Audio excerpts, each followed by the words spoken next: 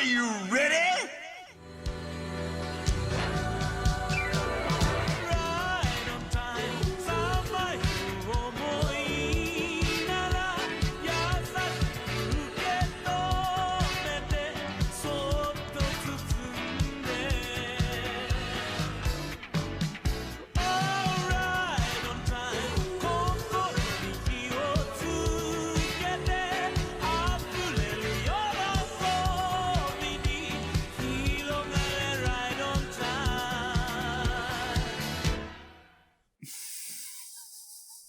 Hello, everyone, and welcome to the Weeb Club. This is weekly episode 22. Double Yay! Yay! We only had one release last week, and so we decided that this week we'll make up for that by having no releases. So I hope you guys can understand. Thank you for listening. Goodbye. All right, comments. They exist. None. Did you have any, I have one to bring up. I don't know where it was, but somebody mentioned how like someone responded to the Knowing Better video, and he was basically saying that like it's not a good video or whatever.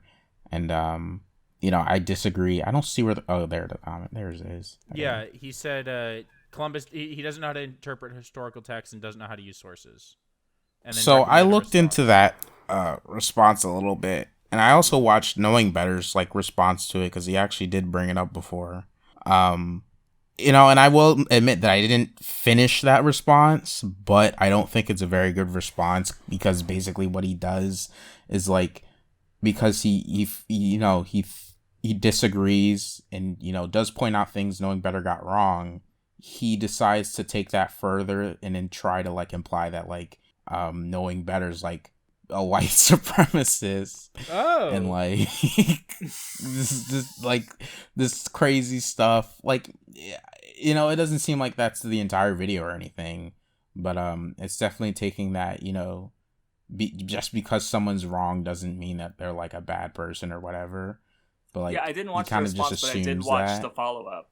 Because that's really ironic, I think, to watch a video where someone's essentially making the argument that even though this guy did some bad things and wasn't the greatest person, he wasn't like a terrible malicious guy, to then respond to that and say, well, you were wrong about some things, so I think you're a white supremacist. Like, that's so funny, actually. Holy shit. Yeah, and it's like, and if you've watched any other Knowing Better video, that's just not true. Knowing Better himself points out how people usually think the opposite. Like, they think he's like way, way more left-leaning than he is. Like, I think he does, like, consider himself, like, a little closer to the left, even though he tries to be and kind of considers himself a centrist. But, the response video just seemed pretty crazy. And Knowing Better, like, also brought up how when he made the Christopher Columbus video, he only had 3,000 subs, which is kind of insane, actually. And that video just kind of like blew up retroactively, and it's pretty different from how his like stuff is now.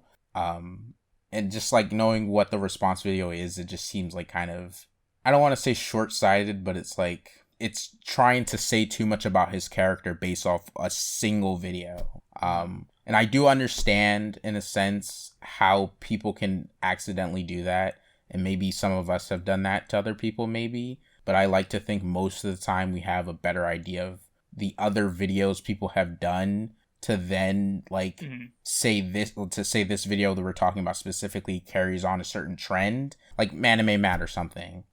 We know the trend of his content, so it's like it's not crazy for us to like look at a new Anime Matt video and be like, well, because usually what we're saying is like this video is just doing the same things their other videos are doing, right? It's not just this video is bad. It's like, well, the problems in this video are in the other videos too, right?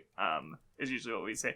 Though I again didn't see that response, but the way that you talked about the response just also made me think of like Lindsay Ellis in the video on her getting canceled, and she kind of talks about how like the way they'll take certain things like out of context and just ignore her entire channel, right? Like, the Raya and the Last Dragon tweets that, happened, not a great look.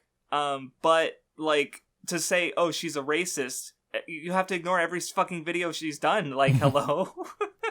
Like, it just doesn't, like, it's just so, like, extrapolating so much from so little. Like, no, you're not that smart. No one is. Right? So, I don't know. I don't like that kind of response. So, I'm glad I didn't watch the response video. I just saw the follow-up video of his, and I'm going to watch it. Because, yeah, I did watch, not all of the videos on the playlist, but I did watch a few. Epic. But, also, speaking of the playlist, Rona 111 just mentions a bunch of other videos that they liked. And I saw an entry on the list that made me go, I DM Vindy, and I'm like, Vindy?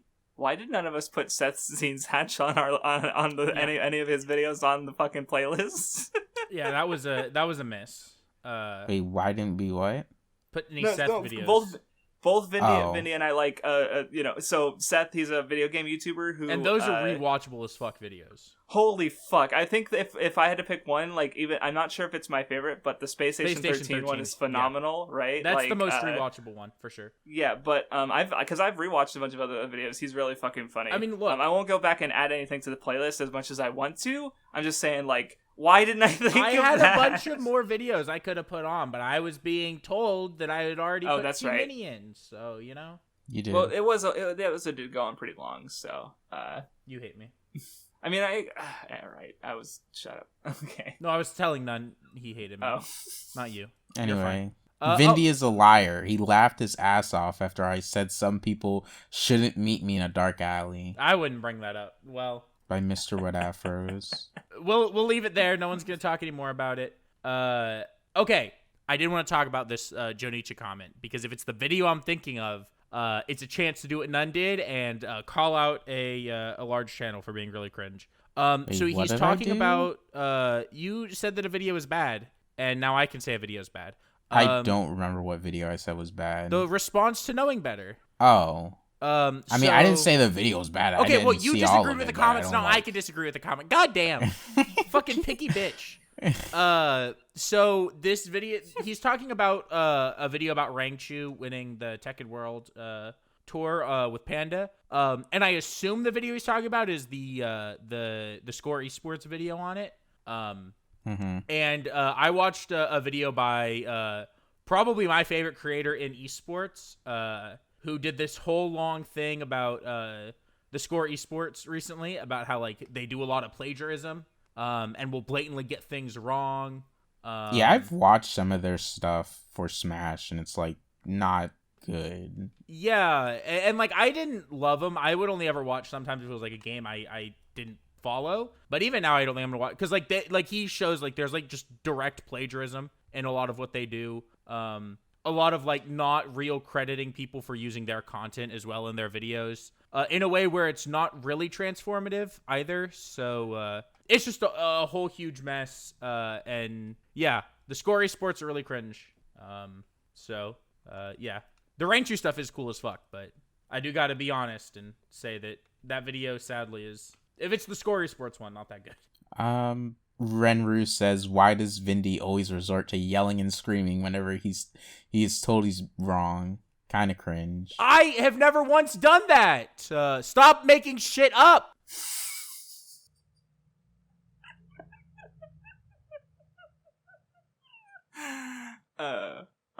So yeah, Offline also mentioned Yu-Gi-Oh! YouTuber he really likes, and I don't want to fucking read those katakana right now.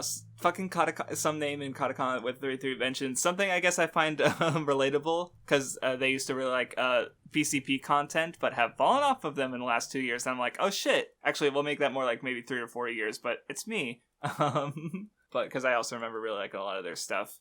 And also the Geek Critique, I don't remember if I've seen anything of theirs, but yeah. I haven't, no. I mean, I guess the last comment that I feel like mentioning is just Justice Man saying knowing better's poggers, and he watched a lot of his videos and learned a lot from them, which was neat. I've been, like, after this episode went up, I actually, like, started watching more of his newer stuff, because I think before this episode, I haven't seen, like, his very, very recent things.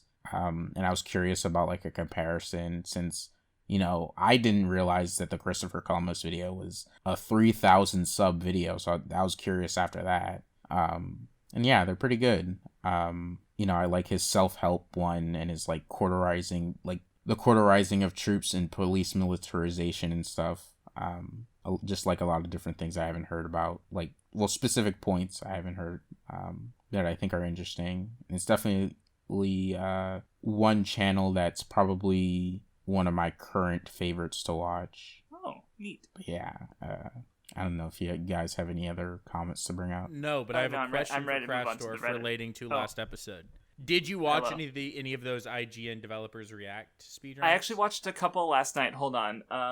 Which ones did I watch? Because I was about to start the Star Fox one, but someone in the comments said it did, like, based on certain factors, it didn't seem to be that good. So I decided to spend my time on what I might like more. The Getting Over It was, like, not even really developers react. It was more the Bennett, but what was it, Bennett Foddy or something like that? Mm-hmm. The name of and him just doing like a short little.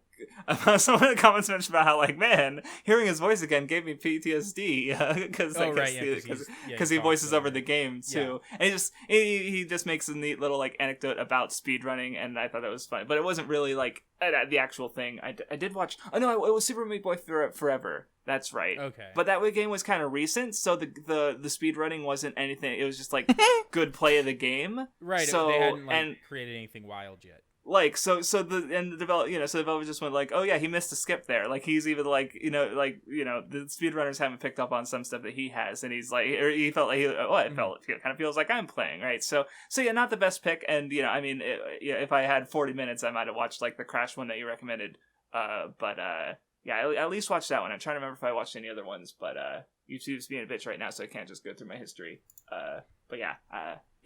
Epic. Reddit. So the first one is really funny. Yeah, I just watched it just now. I don't. Oh wait, was the relationship to pussy before? Okay, never mind then. So this one we probably should. Ideally we would have talked about it last week, but it came out on Saturday. When we recorded Friday that week. So it was actually referring to, like, episode 20, I think. But okay, maybe laugh. Watch it real quick, Vindy. I saw it last week. Oh, okay. Yeah, it's really good. It's really good. Anyway, and the next one after that is also funny. I don't get this one. I know, because you didn't watch any of my Danganronpa videos. None would get it. Well, I haven't. Everything I've heard says if you know spoilers, you know, like, you have to talk about spoilers, talk about the series. And I haven't seen porn of this girl, so I don't know anything about her.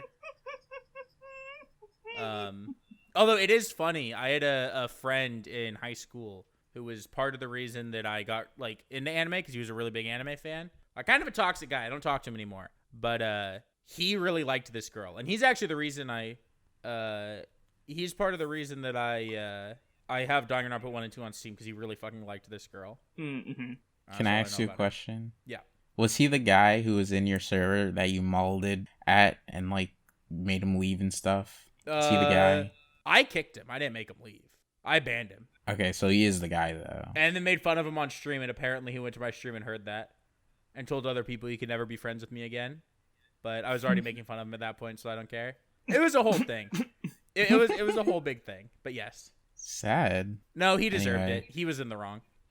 I'm still gonna say it was sad. But yeah, anyway. also there's a comment on the Reddit that's just, because it's a reference to the Super Hot Wolf Bleach video, the follow-up one, and it's like, man, I hope that you just make some minor corrections and then only to double down on all the bad points throughout the rest of the video. And it's like, well, spoilers, I like her now. And the last one's also funny. Yeah, Roboco's gonna go full-blown battle shonen, and you're gonna be forced to cover it. I love when people do. Oh wait, shit. I just noticed the name of the arc. Yeah, you didn't see that? No, I didn't see. I saw. I was looking at the thumbnail, because that's like thumbnail I would make for the Nen show. I love when he's giving me free ideas. What parts they decide to edit and what they don't. So they didn't edit the views, I assume, or if they did, right? Well, but it looks like they edited the time, so it was 1.2K views in a minute, and they clearly edited the likes and dislikes to be 420-1. I don't know why you wouldn't do 420-69 at that point, but like, it's funny what they chose to edit and what they didn't. Yeah, it's a good one. So funnily enough, I picked the topic this week, even though I'm definitely the less invested, at least in the most recent stuff regarding said topic. Probably just in general. I don't know. I mean, I guess I have the longest history with the franchise, but that doesn't mean very much. Especially not when my history goes back to like 2002, 2003. So it's, longer than mine, but mine's still, really long, right? Yeah.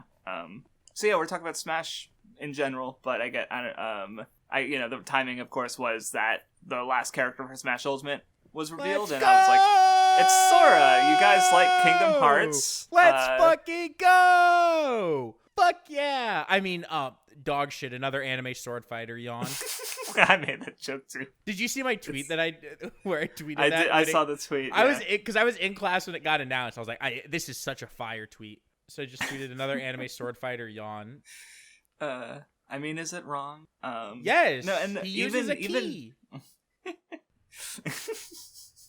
key. Yeah, how can it be a sword what? when it bashes you over the skull? A sword doesn't do that. What? A key. I'm not biting. You could try to bait me with that. I'm not biting. I'm not a fish. Yeah. Do we want to say, I guess, first, like, do we want to give our history with Smash? Yeah. I guess history makes the most sense. Because you started in 2002, so I assume your first game was Melee. Yeah, I got Melee as a kid. It was like one of the first games I got when I got my GameCube. But I was like young, and Melee was rated T. So I remember my my parents were like, if you're gonna play a game that's rated T, because I was like 5, 6 maybe at most. Mm-hmm. So it was one of those things. I think I was 5. So it's like, we're gonna play it first to see if it's you can actually play this game. I think they loaded them and like, oh my god, it's just fucking Mario. Yeah, he can fucking play this game. Right, no, that because it was before E10 was a rating. So yeah. So it was T for teen, of which I was not.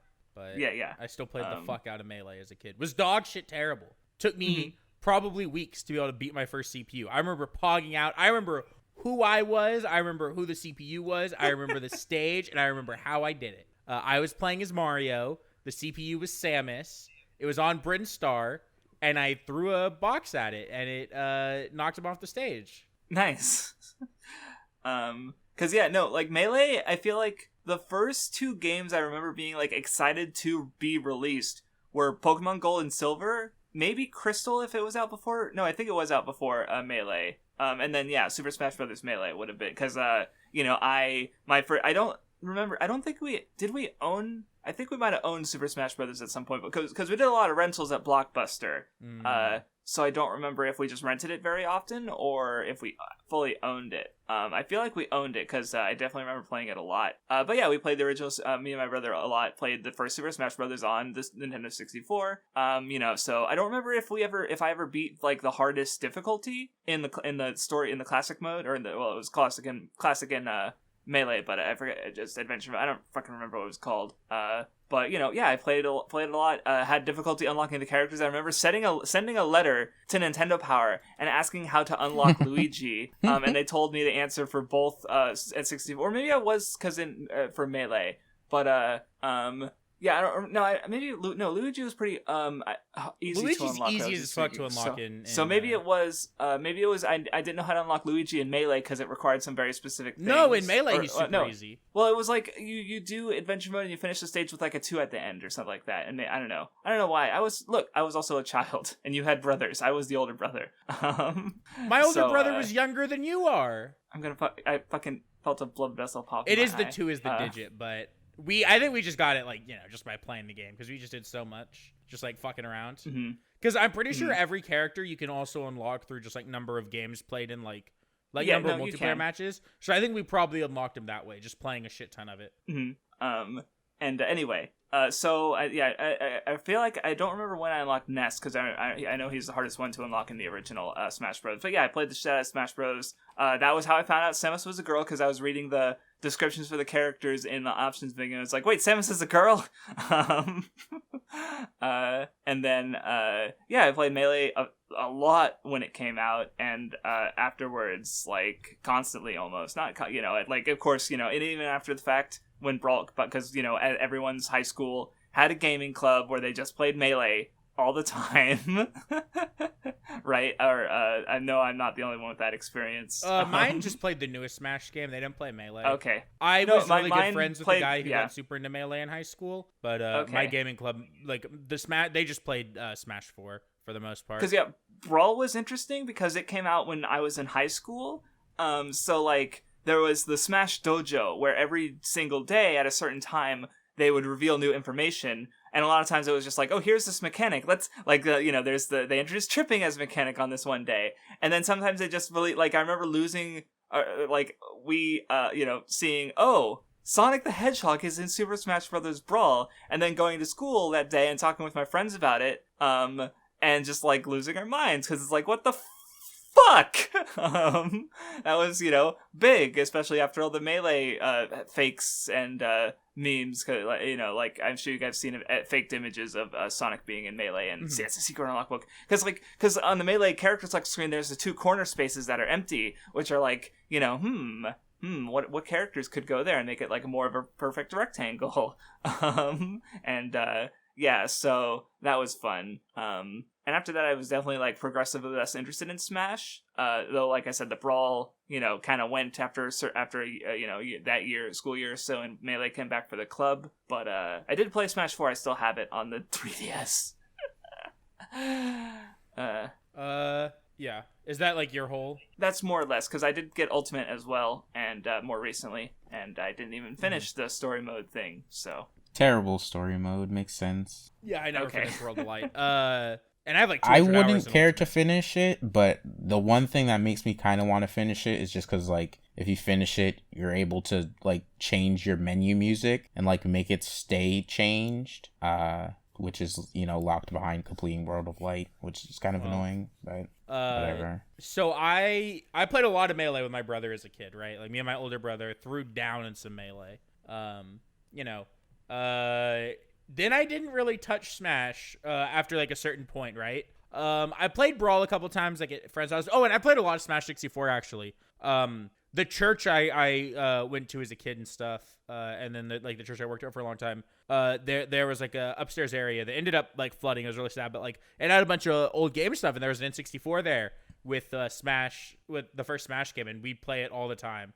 So I played a lot of that one too, but then like I never really got Brawl on launch. And I ended up buying it in like 8th grade because I wanted to play it, and I played like Subspace Emissary then and stuff. But I didn't know anyone, and I think like I wasn't gonna play it online, so I just never really played Brawl. But I was a sophomore when Smash 4 came out, and if you remember, it came out like October something on the 3DS, right? And then in December. I want to say it was like October 7th and December 11th. I could be wrong on those. But it came out in October, and I was a marching band at the time, and it was actually the day it came out was the day I got my license. So I remember going to marching band practice, then picking up my best friend Rin, and we went to a GameStop to pick up copies of the game, and then went home after marching band practice. And then that just kind of became a thing where we were just playing the game all the time. There was like a group of like 6 guys that were playing, like we'd play like on the bus, right? Because like, you have to drive. Sometimes it'd be 15, 20, 30 minutes to go to a football game. So we'd have our 3DSs, we'd play on the bus. We'd get there, we'd fucking play our shit. And then on the bus ride back, we'd play Smash. And that was like really, really fun. So I played a shit ton of Smash 4 on the 3DS doing that. And then there was one kid, by the way. Kid was cracked out of his mind. He was Hispanic. I can't remember his name. I think it was Pablo, but it might not have been. But I don't think I ever heard the kid talk once. He I don't think he was mute, but he was the quietest guy ever. Nobody could get him to talk, and he kicked our asses. He played Little Mac, and just nobody could touch him. But then when Smash 4 came out on Wii U, a different friend invited me. Some of the guys were guys I've been playing with on 3DS, and there was some other guys to like a tournament he was gonna have. And for some reason, I guess because it was at his house, right? There was like pizza and stuff, but it was at his house. For some reason, he was like not in the tournament, so it was like if you beat everyone else in the tournament and won the tournament, you would get to play him as like the final boss or whatever. And then I won the tournament and kicked his ass. And the game had just came out, and I don't know how this worked, because this should never work. I just picked Charizard and just flare blitzed. Anytime I was in danger, anytime anyone was coming at me, I would just flare blitz. And I was just killing everyone doing it. It was so fucking funny that I kicked everyone's ass as Charizard. And then I played a little bit of Smash 4, but I didn't, the Wii U kind of dog shit, so didn't play a lot of it. And then before Ultimate came out, like a year before, I got pretty into. I always liked watching Melee, but like playing it was like I'm bad. But I have a friend who, not the friend I knew in high school, another friend who's like super into Melee. So he kind of got me into Melee. You know, taught me a lot of like the basics to play, and then I played Melee a lot with him. Still play Melee pretty frequently. Not like I don't even like go places to play it. I just like, you know, fuck around on like 20xx or do like Slippy because I'm really bad at it. And then, you know, Ultimate came out and I, you know, copped that. I played a shit ton of Ultimate when that came out. I have like 200 hours in the game, and most of it was just from like when it came out, just like constantly doing lobbies with friends. I had an addiction for a while to downloading custom stages in that game. They're so fucking funny. And so, you know, I just played a lot of Ultimate. Yeah, none. So I started with Brawl, unlike these two.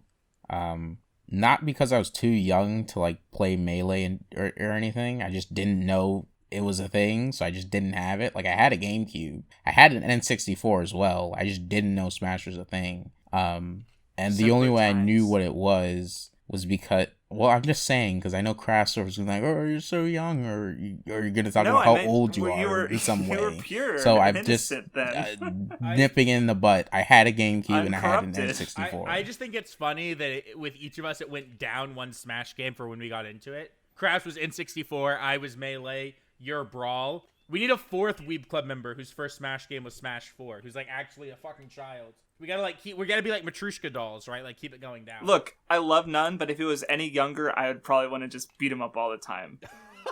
Because fuck children. You just hate Dot. Anyway, I got introduced to Smash because someone I knew had the game. And like I'm not entirely sure why I didn't know what Smash was. I just didn't know what it was. But he had it, and I went over his house and played it. And we would like play all the time, and eventually because of that, I bought my own copy. And you know, I think like also some of my like my brother's friends had the game, and like they would like come over sometimes, and you know, I would always lose because like they actually could play the game. You know, I also was using a Wii remote on its side while they used the GameCube controller. So yeah, I would lose. I did play them way later in Ultimate though, and I'm better than them now, so nice. You know, vengeance. You know, I think a lot of my memories with Brawl is probably like with Subspace Emissary, because it's just like you know, I guess the peak of me being interested in Smash in a completely casual way. Especially because I just think that like, you know, a lot of the cutscenes are like so memorable and stuff. And you know, and then I think after that, you know, since I was aware of what Smash was, I played it a lot. I think it's probably like the first game I would say that I like sincerely played a lot, not just because it's like something, not just because like, oh, I don't have another new game to get, so let me play this one a bunch. But no, I just like played it a lot. And I guess thinking about it now, it makes sense why it's still a game that I play more than other games. Because, you know, even though I was also into Pokemon then, I don't think I played it in the same way I played Smash. So it makes sense why my interest in like playing Smash, I guess, in a quote unquote competitive way. I don't know if I still consider myself a competitive player of Smash because I don't go to tournaments and stuff, but it makes sense why Smash me player, right? Like you take it seriously. Yeah. It makes sense why me playing Smash in that way lasted longer than me playing Pokemon in that way. Because I did get into like Pokemon that way after, but now I don't really play like that. So after like Brawl, you know, with Smash 4, that was when I, you know, really got into it like competitively. 3DS, not so much, because I didn't know about it quite as like, I think I might have maybe a little bit, but I'm pretty sure what got me into like competitive Smash was watching Etika talk about it, and I'm pretty sure he mentioned the best players in the game and stuff, and I think that's what made me watch tournaments. Like I don't remember for sure if that was it, but I thought about it a lot, and I feel like there's no other way that I would have ended up knowing about it, because I do remember Etika talking about, there being a literal bounty on the previous Smash 4 champion, like if you could take him down, you get, I don't remember what the bounty was, but I remember that video. So I think that's what made me watch tournaments. And, from there, I think I definitely took Smash seriously. And, I stopped using items. I don't think I used items like before that, but I probably like kept the Smash Ball on, like final smashes and stuff. And I know my first like real mains were like, I'm pretty sure it was Ness and Toon Link. Dog shit characters. I don't play those anymore, but used to be my favorite. And and during like Smash 4, I would eventually I'd get to a point where I would actually watch tournament sets and try to like think about how I can be better at the game. And I know I had it eventually got to a point where I had a notebook on me writing down I had a whole like every page for different characters and how I should fight against them. Based on who I mained. So I mained Toon Link. Nice. At the later, almost the game ending is when I started playing Diddy Kong and like started liking Diddy Kong and stuff. I would play a lot of like games with people online and stuff. And like in a Smash Discord, I would like play with these two people that I met there a lot, and we would like just play a whole bunch of games. They were both better than me, so it was like sad in a sense because I didn't get better than them at any point, I would say. And one of them was like, they're so mad about like how I play, so it's like, like they would get so upset. Now that I think about it, for some reason they kind of remind me of Wet Afros. I don't know why. Like just in the specific way they talk when they're upset. And into Ultimate, I also played with them. I think I've played with them even more in Ultimate actually. But I wasn't like taking Ultimate as seriously. It was just for fun. I remember like certain instances when Ultimate was out, like I would just like play them like all day and like sometimes all day. I remember one time specifically, it was like till literal sunrise. So yeah, I think now I'm less interested in Smash. A lot of that has to do with like, I think watching Ultimate competitively isn't as fun because I don't really care about any of the players. I don't think there's an engaging storyline for like competitive Ultimate. I feel like that sounds weird to people who don't watch any games competitively, but like I think the storyline of what's going on is like one of the most important things. And no, I think that's true for even just sports in general, right? Like you have to care about the players in some capacity, right? I would assume. Yeah, and like I think it feels weird to say because it's like obviously you shouldn't wish this on like someone else, but I think like Leo as a best player is like kind of uninteresting in some sense because it's like literally everybody likes Leo, nobody has problems with him, so it's like it's hard to like him as a number one player just isn't interesting, and like I obviously wouldn't wish that people just have problems with him, and like but just like as a viewer loses, so a more interesting player can be the number one or something, right? Like you wouldn't for that I understand. And just like a lot of like the like Esam, Vindy probably is vaguely aware of who he is. Esam's just like I don't fucking care about this guy, dude. What? Nigga go boxing ring. Thank you for saying what I couldn't, none. But yeah, I just don't really care about a lot of the players, and I think that's like a lot of why me playing Ultimate isn't something I'm as into. I do have like a couple like problems with the game in general, but I think maybe if like the competitive experience of watching it was better, I'd be more into it in spite of that. But yeah, I think that's the abridged version of things. Okay, I have another question that I'm just curious on this one. I know Craftsdwarf's answer, and it's cringe. What's everyone's mains in every Smash game they've put any kind of time into? I was going to ask the same thing I was wondering about history of that as well, just out of curiosity. Oh, I don't have an answer for really history, I think, but okay, because I think I'm pretty sure in the N64 Smash I played Fox, just because I liked him or something. Right, and you've always been a Star Fox fan. Since I played 64, right, pretty much. And then but in Melee that carried over, and I think part of the reason it stuck is Melee because he is a good character in Melee. Like, he's just both strong and fast, so that just, I could work with that. I played him not even knowing about the, Fox only Final Destination. That came later. In Brawl, Fox wasn't as good, so I didn't like playing him. So I think I got into Wario and Bowser, who I still kind of played through like 4 and Ultimate a little bit. Though I guess my most recent main in Ultimate, I somehow clicked with Dark Samus, and I never Samus has always been in the franchise, but for some reason I only really I like Dark Samus was the first time I actually liked playing the character explicitly, and so that's about it. The only thing I have to say other than that is I play Wario like a tremendous asshole, and Vindy knows firsthand. Yes. So my mains in each Smash game, I can't name any for N64 because I've hardly played it.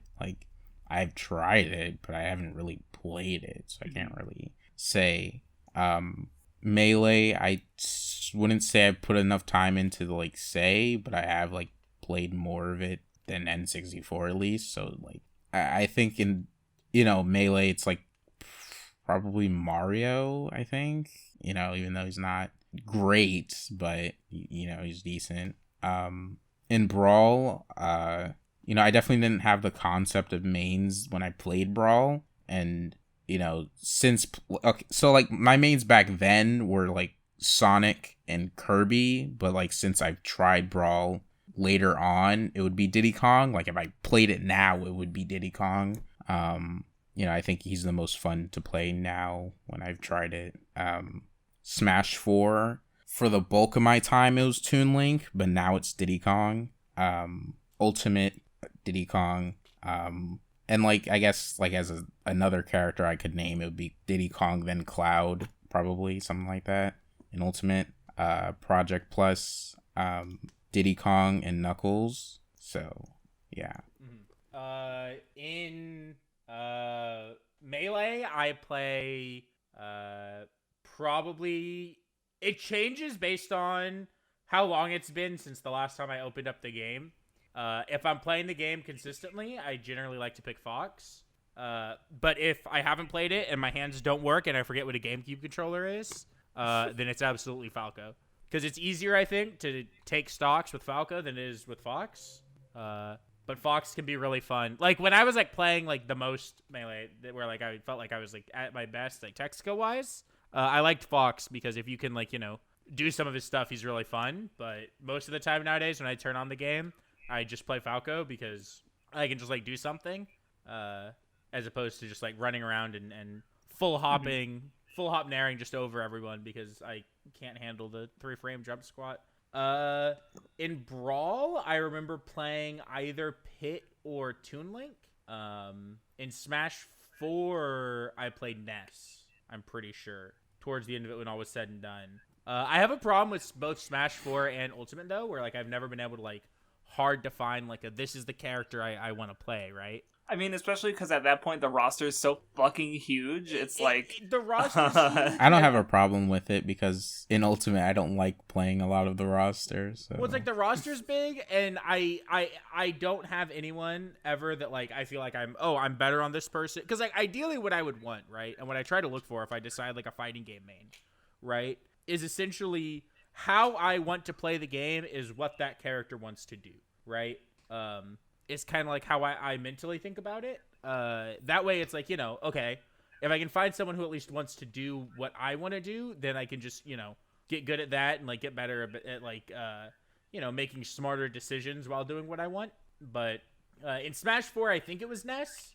I played some other characters though as well. I mean, in Smash 4 and Ultimate nowadays, a lot of the times I when I play, especially with people, I just pick random because I think that's more fun, especially in Ultimate. I love picking random in Ultimate. Because like you just like I get someone like Smash's characters are so simple, like from a baseline moveset wise.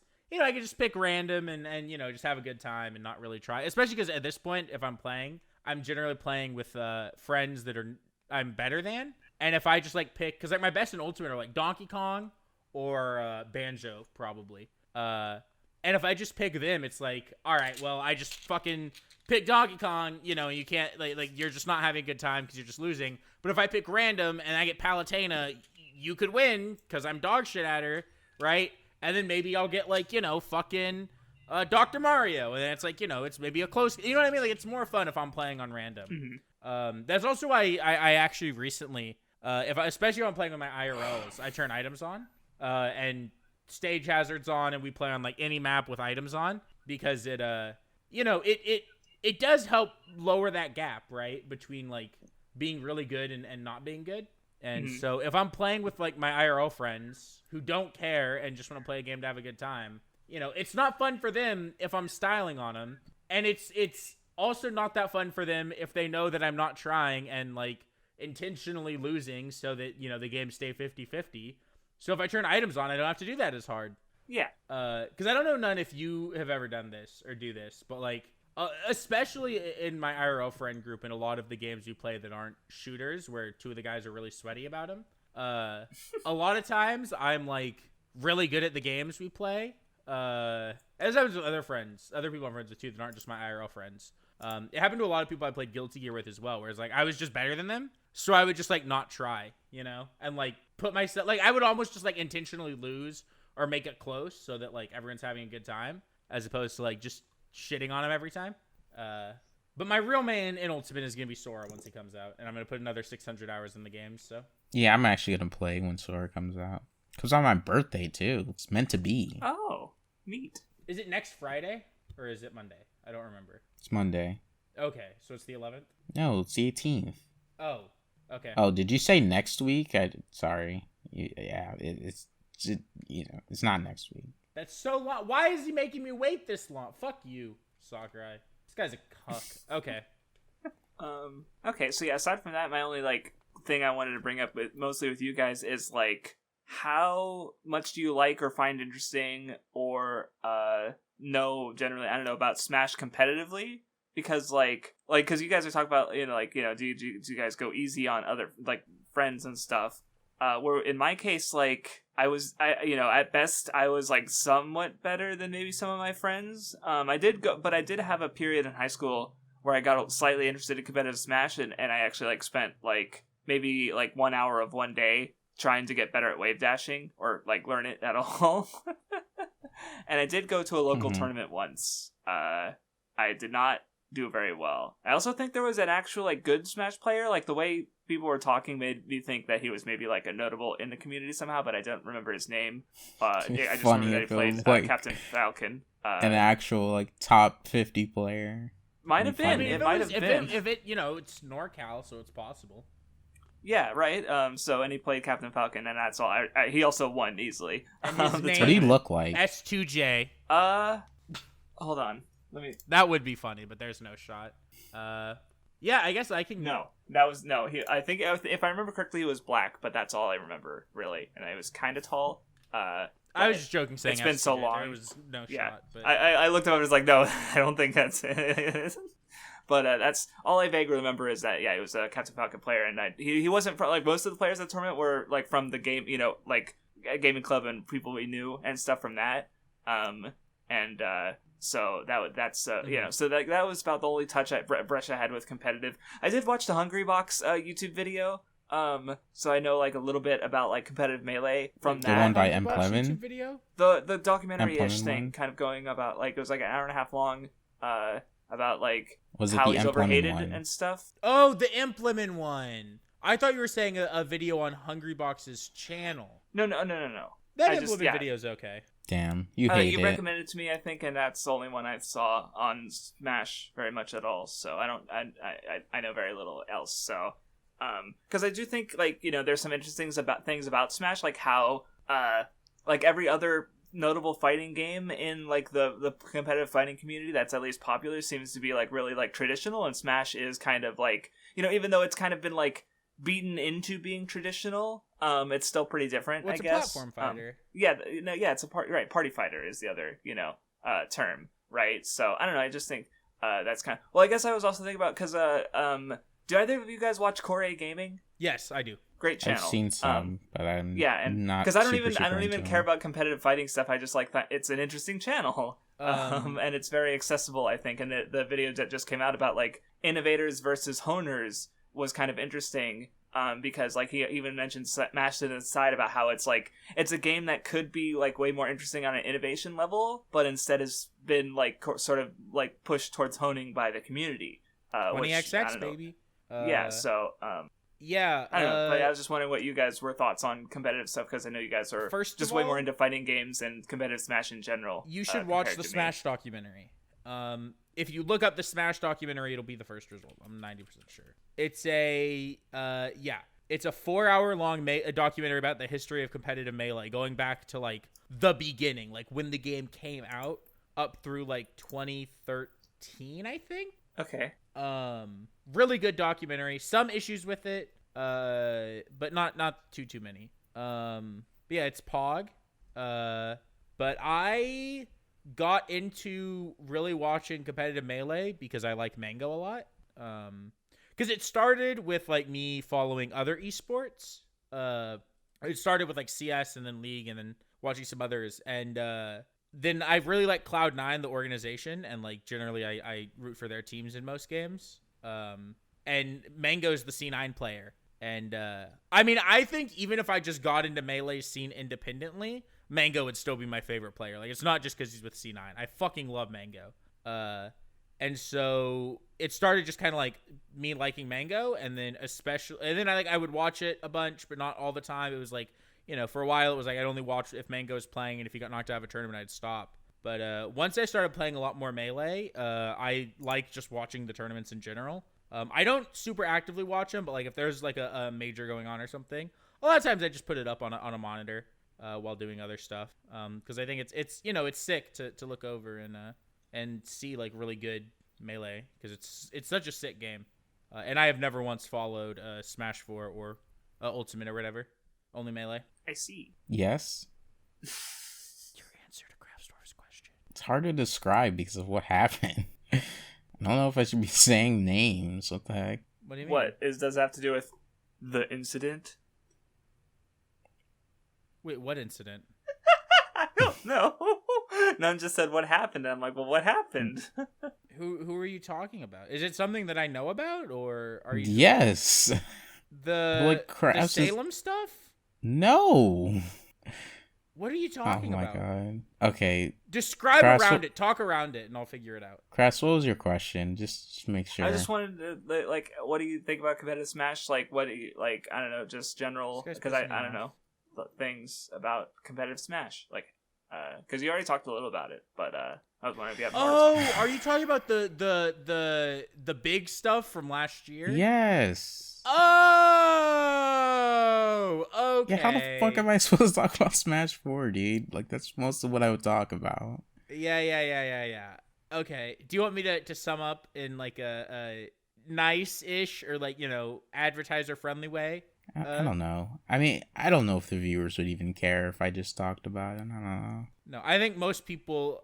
I just didn't even know what you were talking about. I think most people know. Like, Krause probably doesn't, but I think when I said, the stuff from last year... I mean, it's just weird to, like, mention specific players and be like, yeah, this is why I liked watching and this guy's a piece of shit. This guy people thought was a piece of shit and actually isn't. I know a lot of the people involved, have been proven, like, either clear or not nearly as bad. Like, I know it's not as a big of a deal now if you know things. I don't know. I get what you're saying. I did kind of forget that, there's a lot of memes in the Smash community about the competitive players for a reason. But, so my bad. Okay, I mean... So did you like the player, then, who got proven innocent? Like, the big one who got proven innocent and still isn't unbanned on Twitch? Is that what you're getting at, or...? No. Oh. Who was your favorite player to watch in Smash 4? 0. Okay. I don't know, I guess I'll just talk about it anyway. so when I was watching Smash 4, Zero is my favorite player. I think I really liked the aspect of like he is the number one and he's like the best player, but it's like, and even though he like usually always wins, I think there was always a lot of tension around his matches just because like literally everyone's gunning for him and like everyone wants to take him down. Like he's the guy. He's the guy people are watching. I knew about, right? Yeah. So like when everyone's practicing, it's like they're practicing to beat Zero. They're practicing to take down Zero. Right. So it's like I always liked it from that perspective. And then there's also like when like context from his like childhood and stuff, and like how people always like bullied him or like had it out for him. I think it made for a really interesting storyline with people like kind of mistreating him as a player, just because he was the number one. Obviously nobody knows about what happened now, so like back then it's very unjustified to like hate him based on what you knew about it back then. So it's like I think he was a really interesting. He was at the top. Yeah, and I also think that it's like with any other player, I might have cared when they lost. And, it's like, damn, that really sucks. But like when Zero lost, it was like I really felt bad when he lost. Like when he like lost Evo to Salem, like barely, like he barely fucked up and he died to Bayo. Oh, that's the one where he gets like 100 to 0 off the top, right? And it's like super quick. Mm-hmm. Okay. And I know that like in that match, he did like, I don't think he DI'd. He definitely didn't DI Bayo's shit properly. So like that's why he died. But still, pretty insane that even just one mistake there, like literally stole the entire game. Yeah. Yeah.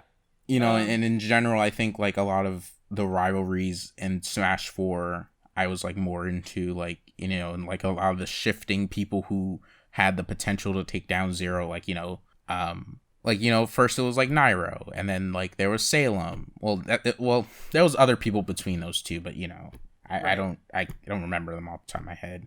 And like MK Leo was very interesting in Smash 4 in a sense that he was kind of like similar-ish to Zero, and like was also this like upcoming Smash prodigy who was like rising up, and he was like, you're really gonna have to watch out for this guy. And like towards the end, he really was that kind of figure and really like made it. So like I definitely like a lot more interested in like the dynamics of players in Smash 4, I would say, than like Ultimate. And like I'm sure and I know that Melee has interesting dynamics, but it's like very hard to jump into Melee because I wasn't there from the beginning of it. So it's like I do understand certain things about certain players, but I still don't have like this overarching big picture of a lot of different players, where just Smash 4 I know a fuck ton of players. And it's hard because like with Melee, because like the closer you watched it to 2013, the better it would be, like the documentary, right? Because like I think I watched the documentary for the first time in like 2016, so it was only 3 years, but it was really easy to figure out all the major stuff that had happened since the documentary, right? Because it was at that point it was still mainly the era of the Five Gods. Leffen showed up, PPMD had to retire, then like Armada retires, and like it's very easy to like keep up with like the storylines going into that. And then now I think like it is really hard to get into, because now like the only players that are featured in the documentary, I mean, now a lot of the best players in Melee are documentary people. Like they're people that got into it after 2013. So like you have to like have been watching and knowing to know like a lot of the dynamics with like Zane and stuff. But yeah, I guess like I also since I was actually playing then, it was also cooler to see sets, because I would just like generally have a better understanding of the game.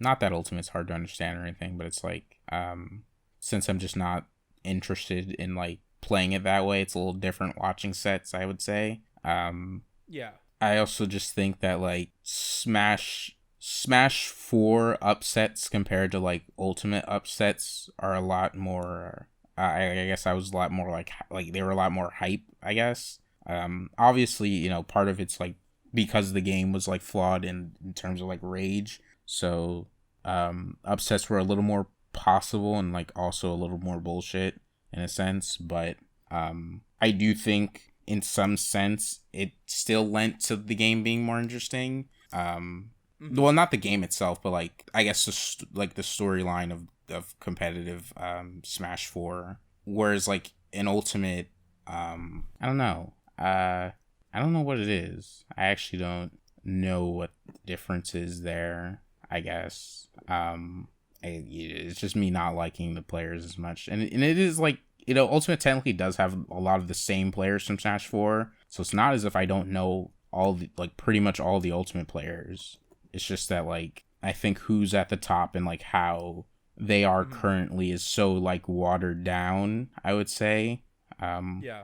It's like, even without Zero or whatever being the person everyone's gunning for, I just don't think there's just this general people gunning for anybody or wanting to, like, really prove something that's, like, really interesting. Like the thing I always think about is, like Esam trying to, like, prove Pikachu's busted. Everybody, like, thinks Pikachu's top 1 or top 2 or top 3, top 5 at lowest.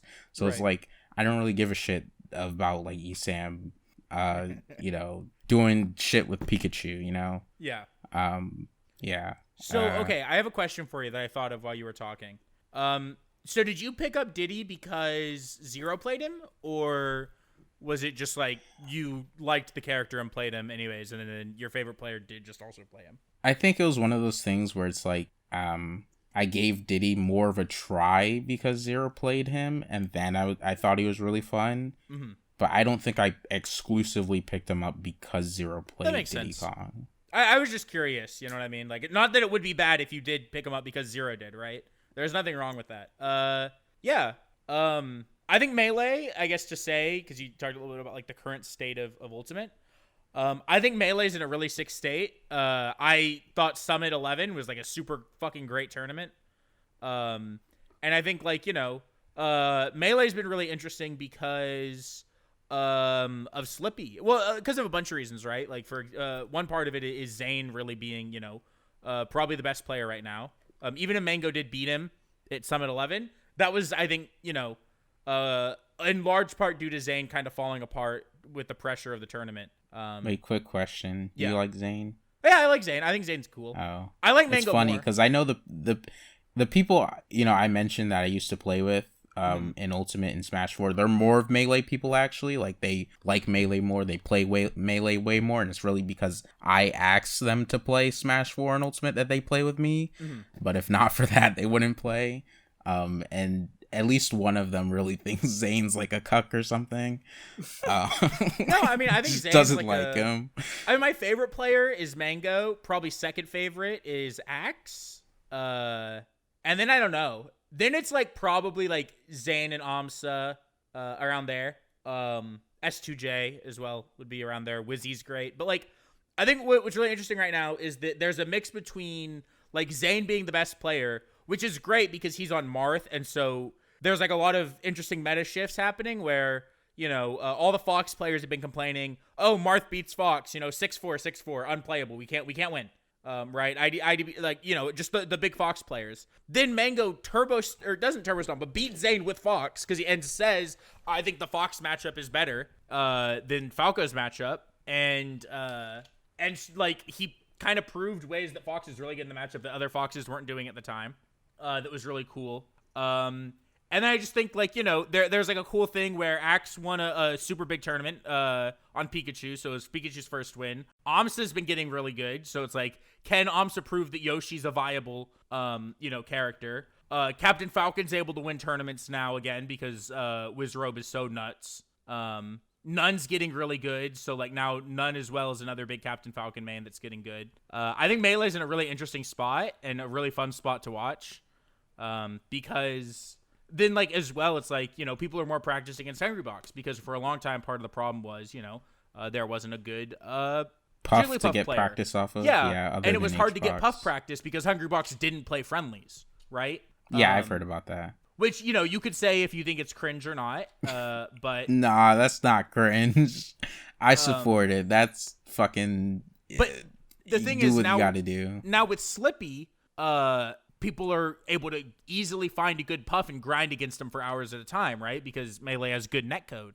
And so people, are playing all the time. And they're actually all getting, like, a lot better because, like, going into Summit 11, it was so much easier for good players to practice against other good players without just having to have them, like, come over. You know what I mean? So people are able to practice matchups more. they're able to just grind the game for a lot longer. So I think that's like made Melee really interesting as well, because like there's been a lot of like, you know, small developments that have happened just from that. And a bunch of people have taken Slippy and used that to like get a lot better by being able to just play the game a lot. So I think Melee's in a really interesting state right now. It's really fun to watch. I think at least the current state of Ultimate, I will say that I'm like slightly more into it compared to like some other points. Like I think the height of me being interested was probably like the Salem shit, when he was like losing his mind, and you know, seeing all the melee players like facing off against him and like beefing with him, and kind of like I thought it was really funny because it was just like it was like a kind of it was a big meme, I guess. Yeah. And that's actually where I first came up with the transcended the shackles of niggerhood thing. You might have to censor that. I know. It was That's like twice this episode. Okay, well with the A it's fine. He's black, but that one you have to cut out. Just censor it. It's okay. They know what I said. I hope I remember. It was the hard No, I'm R, kidding. in case the censor makes it unclear. Holy shit. But yeah, that was probably the height. But like now, I guess it's probably the closest. Well, it's not close to that, but it's like another point of interest, I guess. That I guess I kind of do like watching Tweak play Diddy Kong, because he picked up Diddy Kong and he's like super hard. Whatchamacallit, hard into Diddy Kong. That doesn't make sense, but he's picking him as his main and like really sticking with him, and being super dedicated to him. And I do really like Diddy Kong. I think in general, like everyone, like most of the like players who play Diddy Kong are like very dedicated to him. And like I generally like watching what they come up with, because like they always seem to be coming up with something new and like really trying to do things with the character. And I think, I would say that they do that more than a lot of other character mains. I think Diddy Kong in Ultimate is definitely like a very, I would say he's a pretty well designed, good, like really well designed character, honestly, in Ultimate. Like I would say I like him more in Ultimate than in Smash 4. I just think a couple things about like Smash 4, like in some ways I feel like he feels smoother in Smash 4, so I wish he felt like a little bit smoother in Ultimate. But overall, like in a moveset wise, I think he's a lot more interesting in Ultimate. Like he just has like a lot more combos and a lot more variety in terms of his gameplay and a lot of things that you can find to do with him. So yeah, like he's a character I really like. So Tweak playing him as the number 2, number 3 at lowest player makes me more interested in watching him. So like, yeah, I guess that's a positive. And I think Tweak's pretty like chill and cool and stuff, but I wouldn't say I love him as a player. Like I don't think I'll have a player that I love, but Right. It's pretty cool. Diddy Kong's pretty cool. So a little more into it now. Okay, so we can tie this into talking about Sora, but I think before we even just get to Sora, so not counting, the base Smash Ultimate roster, which I think, outside of a couple super big additions before the game came out, mainly I think Ridley was like the super big one. What do you guys think of like Smash? I mean, I guess you can do the Smash Ultimate additions and DLC roster. So characters that are new to Smash Ultimate. Like, what do you guys think of like those additions to the roster? Well, I mean, I guess I just talked, so I'll let Crafts go first. I've like my exposure to the Smash Ultimate roster is like, oh, that person's a character, and that's it. I haven't touched Smash in like 2 years, 3 years. Oh. Okay, well, I'll go then, I guess. I did want to say. I mean, I do think like at this point, like how many fucking characters could they reasonably add that aren't fucking like Waluigi and I mean, like, I think they should still like add Rayman or whatever. Yeah, I think there's a bunch of characters that Spyro. I would say, Spyro, Crash, Master Chief would be sick. Kratos would be kind of crazy, but they could. Dante. Yeah, there's still a lot of Crash. Wait, Phoenix did you mention Wright Crash? would be a huge one. I think would fit really well in Smash. Yeah, Phoenix Wright. Well, I do think the problem is that, like, because, Sora, I think they've said, is the last character they're adding to Ultimate. Yeah, and he is. Obviously, like, with such a large roster, is like, if they do another Smash game, then like they have to include the whole roster, I feel like, at this point, because people are going to get mad about not having all the characters. I think they've already said that this is like a one-time thing, but I think the solution would be to, because I mean it is probably really hard not only to design all these characters, especially if they hadn't used Smash 4 as kind of a baseline to build off. Still don't know if I believe that or not, but I'm sure it's hard to get some of the rights for some of these characters again, right? Like, I'm sure Square's not just going to be willing to, in the future, say, yeah, hey, here's 3 of our characters you can have, right? Disney's not always honestly, say, I think Square's more willing, but Disney's really the one that's going to be like... Yeah, but I think if they could find a way to legally just, like, kind of use Smash Ultimate as a platform, and so then, you know, on their next console, re-release Ultimate and then add characters that way, I think would be the best call. I think Ultimate gameplay-wise is fun enough that, like, realistically...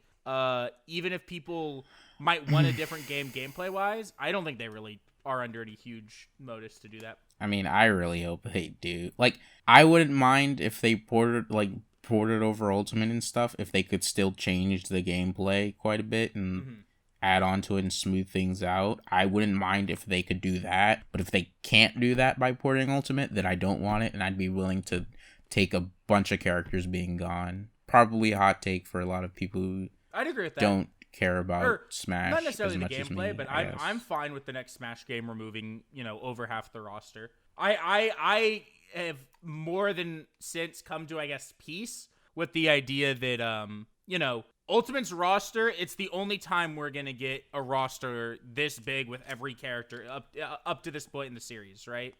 Honestly, the only characters I'm gonna miss. Kind of, oh, sorry. Go ahead. It's just kind of like infeasible from a development perspective, right? Like, just look at Pokemon. See, they can barely give unique animations to their fucking almost 1,000 little bitches. That's because Game Freak are terrible, Craftsdwarf, and they didn't even try, okay? And they're terrible, highest grossing media franchise of all time, and they can't put money into their games. Disgusting, honestly. More overworked animators.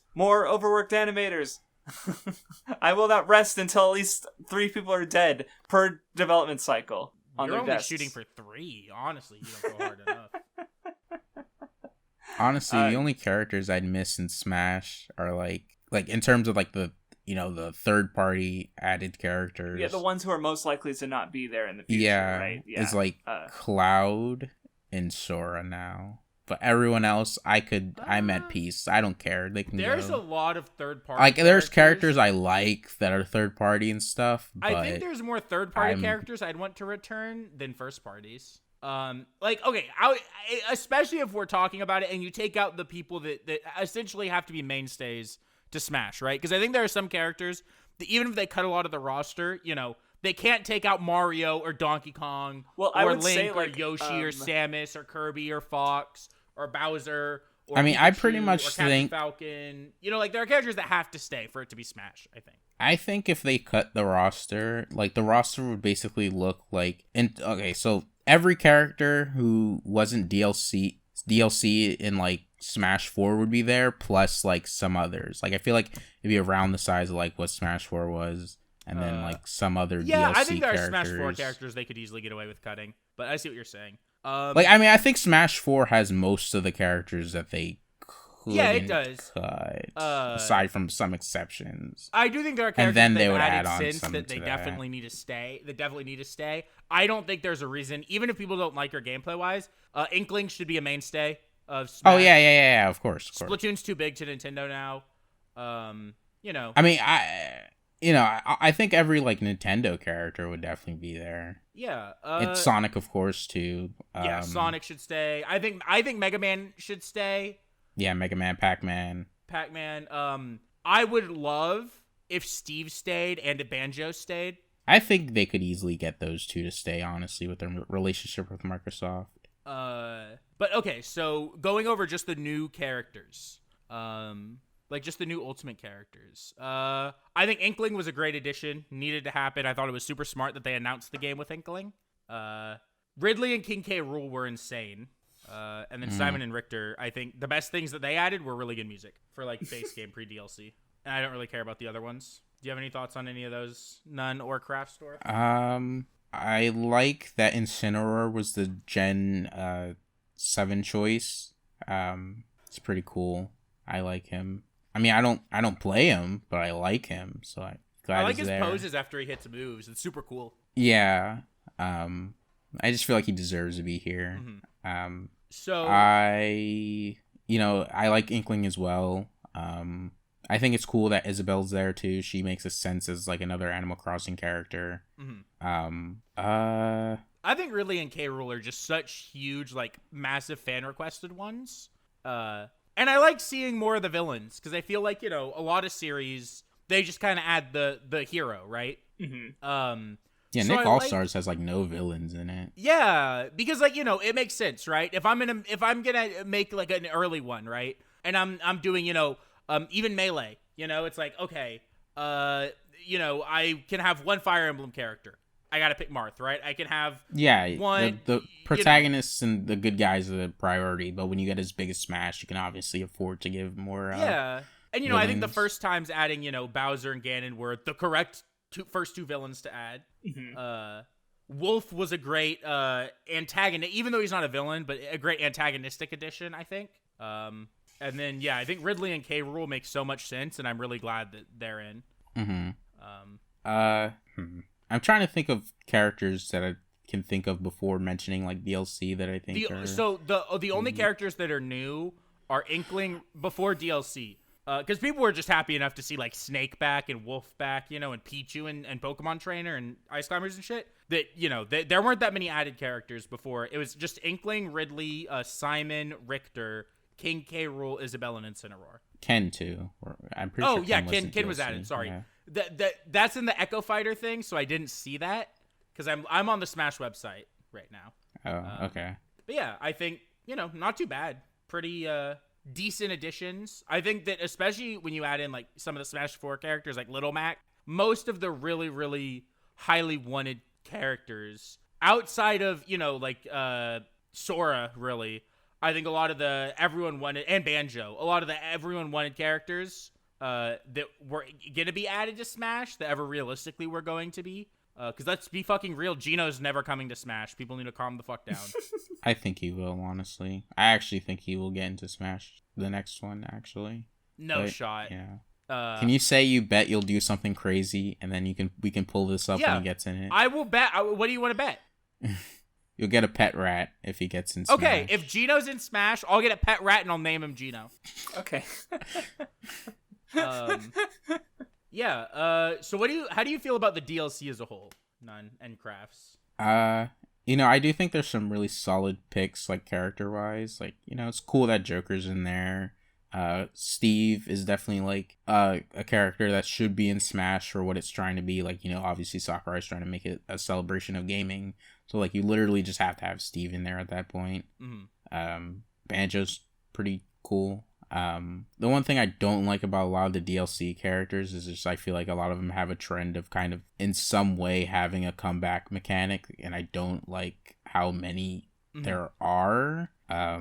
Like it just feels like a little too excessive. Joker, I guess. Sephiroth, Terry, and it just feels like like I just don't like that a lot of them just have like either a comeback mechanic or this one like really ridiculously overpowered move, and like a lot of them aren't like top tier characters or anything, or like really broken, but like they're not fun to fight against because they're just like like I wouldn't even say it just comes down to them being gimmicky, because I don't think being gimmicky is like bad, but it's like I just don't think that they're I don't know if I would say they're not well designed, but I just think that there's so many characters on the roster now that have a comeback mechanic compared to other Smash games, that it's a little too much. Right, it feels like percent leads don't matter. I think they matter, but it's just like it's hard to describe, because it's like I do think it's a problem, but it's also not something that like fucks me over all the time. I just don't like playing against it.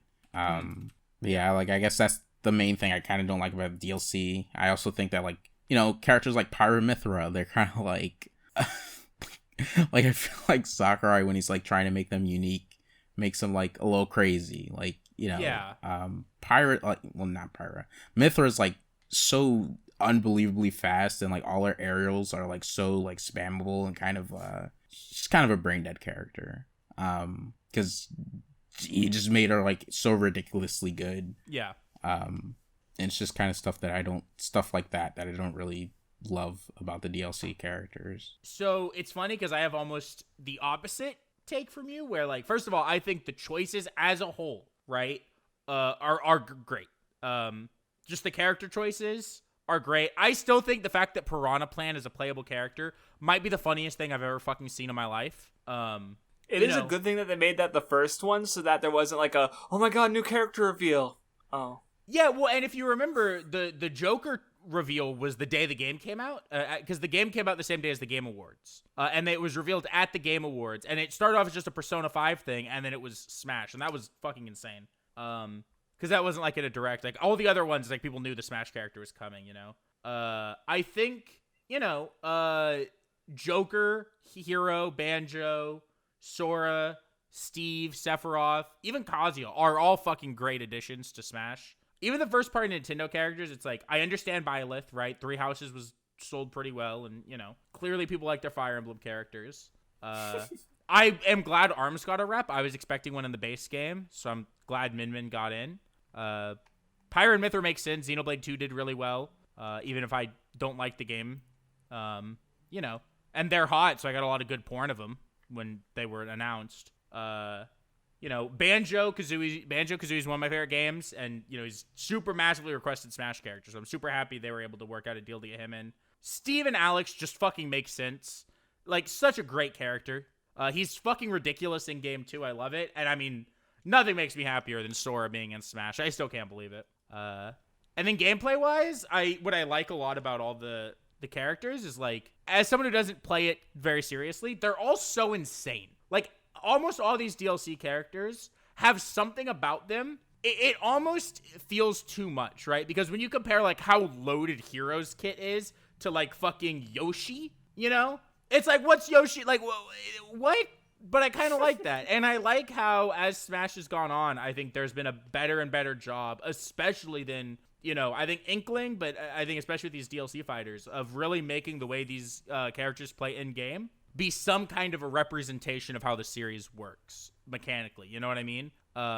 And I think that that's really cool. I remember really like you saying something about you not liking how Joker uses one persona, or you mentioning somebody else. I have a good friend who really, really hates that Joker only uses arson and thinks that Joker should switch personas because he thinks it's not representative of the Persona series for Joker to only use arson. Motorcycle guy. Oh, did we hear him? I didn't hear him, but I'm glad he was there. Yeah. I personally don't mind it. I don't think it's a problem at all. I think it's fine. You know, Joker. No, I think it's fine too. I think he's really fun, and I like parts of his mechanic.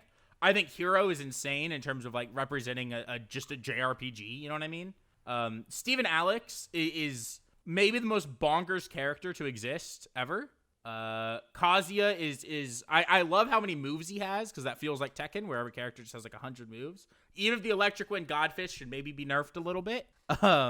Yeah, I think they're fun. I like that he gave Banjo and Kazooie 3 jump. You know, I just think a lot of the characters are really interesting from like the perspective of looking at it from a design sense of, okay, how is he representing, you know, Minecraft in Steve, or how is he representing Tekken and how Tekken plays in Kazuya? You know what I mean? I definitely think they're good in a casual sense. And so, like, you know, I wouldn't say that, like, you know, Smash is a casual game too, so I can't really just say that, like, you know, they're just not good because of that. Like, but at least for me, I don't love it for some of them. Especially when it's just like, you know, Hero can crit you with his moves. He has a billion abilities, some of which can just kill you. Yeah. And like I don't think they're extreme enough to make him like broken. Like, he's not broken. He's like a fucking low high tier or something. But it's just like, when there's so many characters that have something like that, it just becomes not fun to play, especially when it's just like, you know, in some sense it does like encourage you to camp them because they just have all this shit. And it's like, well, I'm not trying to get lucked and lose a stock, so. Yeah, that makes sense. Do you have any? Are there any DLC characters you think are really sick, Crafts, or you think you're like insane? I think I saw Were there any that when they were announced you were like, oh my god? not that I remember. Okay. DLC characters make me wish that Sonic got into Smash later than he did so he could have a better moveset.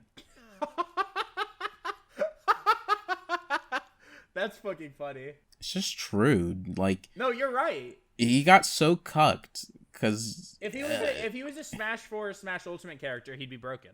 100%.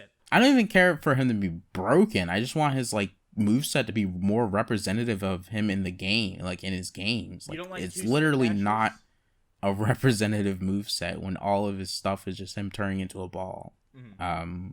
And like at least from what I'm aware, he was like a last minute addition into Brawl or something. Or, Yeah, I don't I know think if he that's was. entirely true. I'm pretty sure it is. Yeah, and even in spite of that, his moveset has stuck with him since then, which really sucks. Yeah. Unfortunately. So In that- general, sorry, I just like one more thing. Yeah, like yeah. in general, if Smash decides not to like bring back every character and stuff and decides not to like try and push to the roster, I want like them to really rework how characters are. It would be and change up the interesting to see if movesets. they like reworked a lot of the older characters with the more modern standard in a sense. Yeah, like I think a lot of characters do need it, and I've heard crazy shit like a lot of the Smash characters are still using like old sound bites or whatever. Like Diddy Kong and Donkey Kong have unique voices now, but in Smash they still use like chimp noises or whatever the fuck. Like they don't use their actual like voices. Mhm. So you know, I think it'd be cool if characters were reworked and stuff, and that's part of why I'd be okay with like a smaller roster. Mhm. Should probably talk about Sora. We haven't actually talked about the Sora thing much at all.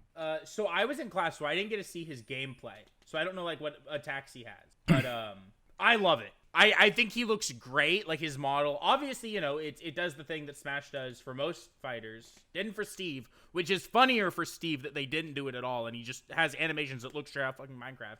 But you know, he has like he looks like a Smash version of Sora, right? Like he's is adapted to kind of Smash's art style. I think he looks great. I love that his first 4 costumes are his Kingdom Hearts 1, his Kingdom Hearts 2, his Dream Drop, and his KH3 outfits. Because, you know, I'm kind of, you know, after playing all the KH games, and I think you would probably agree, I'm kind of tired of Kingdom Hearts 1 Sora's design. I don't need to see it anymore. I've seen it too many games now. It's good. We're good. Let's move on. Yeah, I think they did a really good job with it in the sense that, like, you know, the KH1 is technically the default one and what he's like primarily based on. Like obviously when he's in the other costumes, he's still like the KH1 Sora age. But I think when you're using different alts, it still looks like he still looks pretty like different enough and stuff to like, you know, not just seem like he's KH1 Sora, I guess. Like, you know, I was very satisfied with it, I guess. With how the costumes looked. And you know, I liked that it didn't like make KH1's costume look like the other ones. He's just literally wearing the other clothes instead of like, you know, recoloring his one outfit to be like those. It's literally just the outfits. Whereas like I think in a previous Smash game they might have like Just not the made colors, him change the yeah. costumes. Because, like, you know, even in Smash 4, nobody changed costumes. They just changed colors. No, Wario So I'm glad he changed got... his costume. Wario has Oh. 2 costumes. Yeah, Yes, too, Wario. but, And yeah. and then I there are think he's just But characters one that of were the it wasn't exceptions. that and then common, they're right? Yeah. you know, where the Bowser Jr. and Olimar, where they had different characters, but yeah, it wasn't a very common costume change. Little Mac also did it. You're right, because kinda. Hoodie. Yeah, but, like, generally it wasn't a thing. So, like, if he got in earlier, it might not have been how it is now. But I like how it is now. Since you were in class, you didn't see... Did you, like, not see the trailer until, like... I know. So I was in class and saw the announcement was happening. I pulled it up on my phone, set it down. I haven't heard the trailer, so I haven't rewatched the trailer with sound. Sad. But I watched it, so I saw what the trailer looks like. I thought at first I was going and expecting Fortnite guy. When there was that fire and they were all around it, I swear to God, I thought it was going to be Dark Souls. Because it looked so much like a shot from the first Dark Souls trailer where it's talking about No, the, it looked the like a pygmies fucking showing up. bonfire, right? Well, like... no, and it looked like the shot where it's talking about the pygmies rising up from the first flame. Like, that's what it fucking looked like. That's what I thought God, it was. fucking like the chosen undead in fucking Smash would be fucking wild. I legitimately actually. thought it was either about to be the chosen undead or Knight Solaire. I was so convinced. Monster Hunter's another character they should add. Going back to an earlier. Monster Hunter would make more sense, right? Because like, I mean, Rathalos is already in Smash, right? But terrible video game franchise. That's why it's not in Smash. I'm clicking through, or going through, looking at his moves. I saw that he has the 3-hit combo, which is so pogged up. I can't believe it. But now I'm really just looking for the final Smash. So I guess my initial watching of the trailer, you know, I was obviously like, you know, I was home to be able to see it, so I watched it. You know, everyone kept hyping up that it was like Sora. Like everyone kept saying it's Sora, it's Sora. And I didn't know where that was coming from. Like, people were so convinced that was for sure Sora. They were talking about Yeah. Sora. Like, Sora was trending on Twitter, like, starting from 3 days before, because everyone just assumed it was going to be Sora. No, I think there was a leak. But I don't know if it was a, you know, I trustworthy heard, leak, like, but I people heard were, somebody talking about, like, but there's reasons always why leaks they that are think wrong, so it's they're not Sora. really. So, like, but I still didn't understand why people thought that. Like, I know somebody mentioned some shit about, like, a beach. And so they thought, oh, beach, Destiny Islands. But, like, I don't know where the fuck that beach thing was coming from. And obviously it wasn't, you know, his stage isn't Destiny Islands. So there was no leak about, like, oh, you know, Destiny Island stage in a beach. So I don't even know what the fuck we were talking saying, about. I work for Disney Music, and we were contacted about Kingdom Hearts songs. But I don't trust leaks. Like, you know, there was that big Smash Ultimate leak that wasn't true. So I think it was just people kind of manifesting it to be true by wanting him so bad, you know?